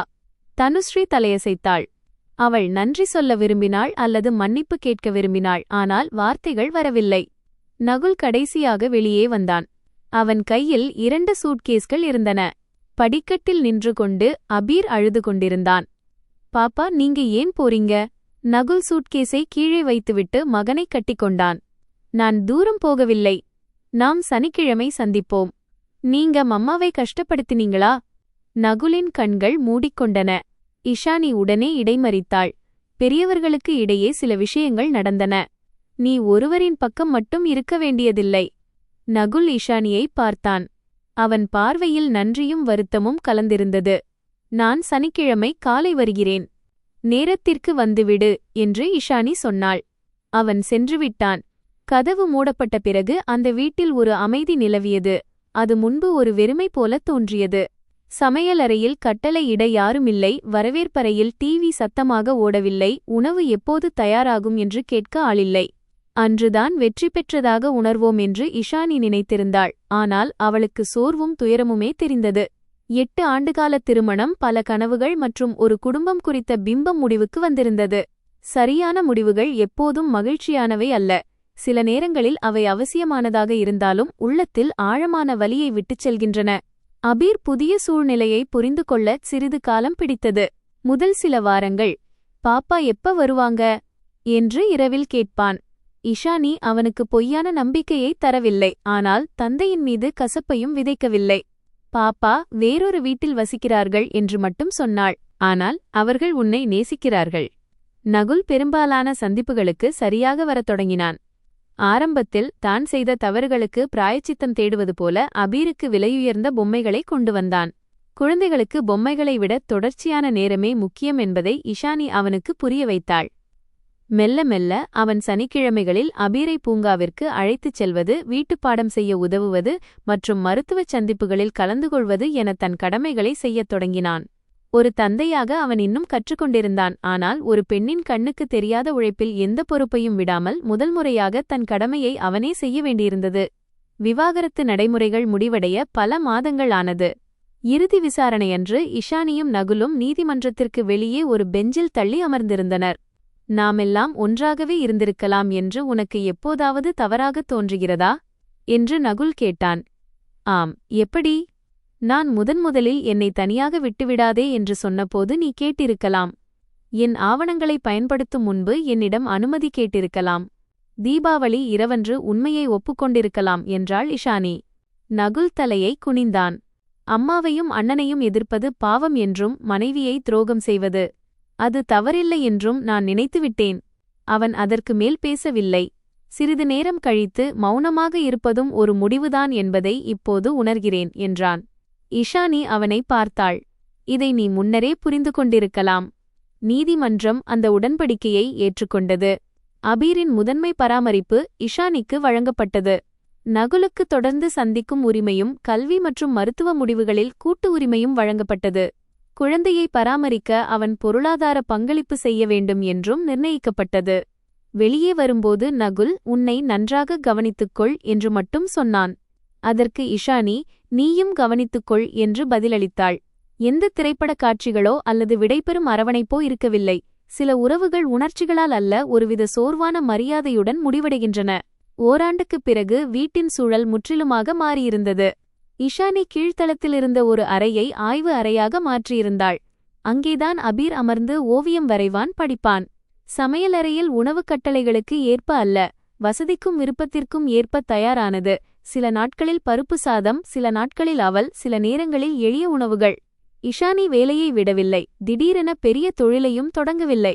அவள் தன் வேலை நேரத்தை சீரமைத்துக் கொண்டாள். வார இறுதி நாட்களை அபீருடன் செலவிட்டாள். தன் பெயரில் அவசரகால சேமிப்பை தொடங்கினாள். வாழ்க்கை ஜொலிஜொலிப்பாக இல்லை, ஆனால் பாதுகாப்பாக இருந்தது. தனுஸ்ரீ தன் வேலையை தொடர்ந்தாள். 6 மாதங்களில் அவள் தன் தோழிகளிடம் வாங்கிய கடனை திருப்பிச் செலுத்தினாள். ஒரு நாள் அவள் இஷானிக்குச் செய்தி அனுப்பினாள். 2 கடன்களையும் முழுமையாக அடைத்துவிட்டேன். உன் பெயரை ஆவணங்களிலிருந்து நீக்கிவிட்டேன். நான் செய்தது தவறு. இஷானி பதிலளித்தாள். தவறை ஒப்புக்கொள்வதுதான் ஆரம்பம். இனிமேல் யாருடைய பெயரையும் அனுமதியின்றி பயன்படுத்தாதே. சில காலத்திற்குப் பிறகு அபீரின் பிறந்த நாளில் தனுஸ்ரீ வந்தாள். இம்முறை அவள் எந்த விலையுயர்ந்த பரிசையும் கொண்டு வரவில்லை. தன் சம்பளத்தில் வாங்கிய ஒரு சிறிய கதை புத்தகத்தை கொண்டு வந்தாள். கேக் வெட்டிய பிறகு பாத்திரங்களை எங்கே வைப்பது என்று சமையலறையில் இஷானியிடம் கேட்டாள். அந்த மாற்றம் பிராயச்சித்தமல்ல, ஆனால் அது ஒரு தொடக்கம். சரோஜ் இன்னும் இஷானியை முழுமையாக மன்னித்து விடவில்லை. எப்போதாவது அபீரை பார்க்க வரும்போது பழைய வீட்டை பார்த்து சோகமடைவார். தாங்கள் செய்த தவறை அவர் ஒருபோதும் நேரடியாக ஒப்புக்கொள்ளவில்லை. ஆனால் இப்போது இஷானியின் பொருட்களை தொடும் முன் அனுமதி கேட்கிறார். அவளது முடிவுகளில் கட்டளையிட முயற்சிப்பதில்லை. தேவேந்திரா தனது பெரிய தொழிலை மூடிவிட்டான். அவன் சிறிய அளவில் அலங்காரப் பணிகளை தொடங்கினான். இம்முறை கடன்களோ பொய்யான ஒப்பந்தங்களோ இல்லை. வருமானம் குறைவுதான், ஆனால் கடன் மெல்ல மெல்ல அடைபட்டது. குடும்பத்தில் அவனது பழைய செல்வாக்கு மறைந்துவிட்டது. குடும்பத்தில் நகுல் தன் அம்மா மற்றும் சகோதரியுடன் தொடர்ந்து வசித்து வந்தான். அவன் செலவுகளை தெளிவாக பிரித்து தனுஸ்ரீயையும் பங்களிக்கச் செய்தான். ஒரு குடும்பத்திற்கு ஆதரவாக இருப்பதற்கும் குடும்பத்தின் ஒவ்வொரு தவறான கோரிக்கையை நிறைவேற்றுவதற்கும் உள்ள வித்தியாசத்தை அவன் முதல் முறையாக புரிந்து கொண்டான். ஒரு ஞாயிற்றுக்கிழமை மாலை தன் தந்தையிடமிருந்து திரும்பிய அபீர், பாப்பா இன்னைக்கு சாப்பாடு செஞ்சாங்க, உப்பு ரொம்ப அதிகமா இருந்தது என்றான். இஷானி சிரித்தாள். நீ என்ன சொன்னாய்? நான் சாப்பிட்டேன். பாப்பா முயற்சி பண்ணாங்க. அந்த சிறிய வாக்கியம் இஷானியின் மனதை தொட்டது. முயற்சிகள் மதிக்கப்பட வேண்டும், ஆனால் முயற்சி என்பது ஒரு நபர் எப்போதும் உழைப்பதும் மற்றவர்கள் எதிர்பார்ப்பதும் அல்ல. அன்று இரவு அபீர் தூங்கிய பிறகு இஷானி பால்கனியில் அமர்ந்திருந்தாள். காற்றில் மெல்லிய குளிர் இருந்தது. கீழே சாலையில் வாகனங்கள் சென்று கொண்டிருந்தன. அதே வீடு, அதே சுவர்கள், அதே பால்கனி. ஆனால் இப்போதுதான் முதல் முறையாக அது அவளுக்கு முழுமையாக சொந்தமானது என்று உணர்ந்தாள்.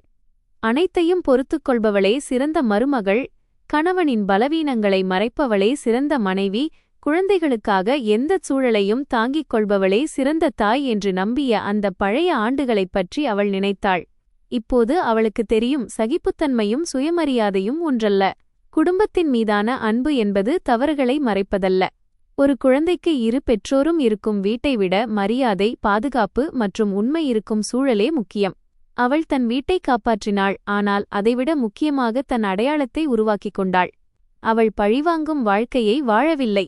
யாரையும் ஆதரவற்ற நிலையில் வீதியில் விடவில்லை. எந்த குழந்தையையும் தந்தையிடமிருந்து பிரிக்கவில்லை. எவரது அழிவையும் கொண்டாடவில்லை. அவள் தன் எல்லைகளை வகுத்தாள், ஆதாரங்களை திரட்டினாள். திருமணத்திற்குப் பிறகு ஒரு பெண்ணின் பெயர், உழைப்பு, சம்பாத்தியம் மற்றும் சொத்துக்கள் அனைவரது பயன்பாட்டிற்கான பொருட்களாக மாறிவிடக்கூடாது என்பதில் உறுதியாக இருந்தாள். சில நேரங்களில் வீட்டை விட்டு வெளியேறுவது துணிச்சல். சில நேரங்களில் அதே வீட்டில் நின்று கொண்டு, இங்கே அன்பு இருக்கும், ஆனால் அவமானம் இருக்காது. வாக்குறுதி இருக்கும், ஆனால் ஏமாற்றம் இருக்காது. உதவி இருக்கும், ஆனால் அடுத்தவரின் உரிமைகளை மிதித்து அல்ல என்று சொல்வது அதைவிட பெரிய துணிச்சல். இஷானி பால்கனி விளக்கை அணைத்துவிட்டு உள்ளே சென்றாள். அடுத்த நாள் காலை அவள் சரியான நேரத்திற்கு எழுந்திருக்க வேண்டும். அபீருக்கு காலை உணவு தயாரித்துவிட்டு அலுவலகம் செல்ல வேண்டும். வாழ்க்கையில் எந்த அதிசயமும் நடந்துவிடவில்லை. பொறுப்புகள் அப்படியேதான் இருந்தன. சோர்வும் தனிமையும் அவ்வப்போது வந்தன. ஆனால் இப்போது அவள் உணரும் சோர்வு அவளே தேர்ந்தெடுத்த வாழ்க்கையினுடையது, வேறொருவரின் அநீதியின் சுமை அல்ல. இத்தனை ஆண்டுகளுக்குப் பிறகு அவளுக்கு இதுதான் சுதந்திரத்தின் உண்மையான அர்த்தமாக இருந்தது. இந்த கதை பொழுதுபோக்கு மற்றும் உத்வேகத்திற்காக மட்டுமே வழங்கப்படுகிறது. கதையின் கதாபாத்திரங்கள், நிகழ்வுகள் மற்றும் சமூகச் சூழல் நிஜ வாழ்க்கையிலிருந்து ஈர்க்கப்பட்டிருக்கலாம், ஆனால் இவற்றை எந்தவொரு தனிநபர், இடம் அல்லது நிகழ்வோடும் தொடர்புபடுத்தி பார்க்க வேண்டாம். இந்த காணொளியின் நோக்கம் யாரையும் புண்படுத்துவதல்ல. தயவுசெய்து இந்த கதையை ஒரு கதையாக மட்டும் பாருங்கள். உங்கள் அன்பையும் ஆதரவையும் தொடருங்கள். இந்த கதை பிடித்திருந்தால் காணொளியை லைக் செய்து, ஷேர் செய்து, சேனலுக்கு சப்ஸ்கிரைब செய்யவும். நன்றி. अगर आपको स्टोरी पसंद आई हो तो लाइक, शेयर और सब्सक्राइब करना ना भूलें, क्योंकि ऐसी स्टोरी सिर्फ और सिर्फ हमारे चैनल पर आपको सुनने को मिलेगी। और आपको स्टोरियाँ सुनना पसंद है तो चैनल को कर दीजिए सब्सक्राइब, और ऐसी स्टोरी सिर्फ और सिर्फ मेरे चैनल पर आपको आएंगी। और आपके दोस्तों के साथ भी ये चैनल शेयर कर दीजिए, वीडियो शेयर कर दीजिए, तो वो दोस्त भी सुन सके मेरी स्टोरी और उनको भी थोड़ी प्रेरणा मिल सके स्टोरी की वजह से। तो और अपने बच्चों को भी ये स्टोरियाँ सुनाए तो अपने बच्चों का भी भविष्य सुधर जाएगा। और ऐसी स्टोरी मैं लाता रहूँगा, आप सपोर्ट करता रहो। और कमेंट में अपना गांव, सिटी, शहर का नाम ज़रूर बताना, क्योंकि मैं हर एक की कमेंट चेक करता हूँ और रिप्लाई भी ज़रूर देता हूँ। तो मिलते हैं एक नेक्स्ट स्टोरी में, तब तक के लिए धन्यवाद। जय हिंद, जय भारत।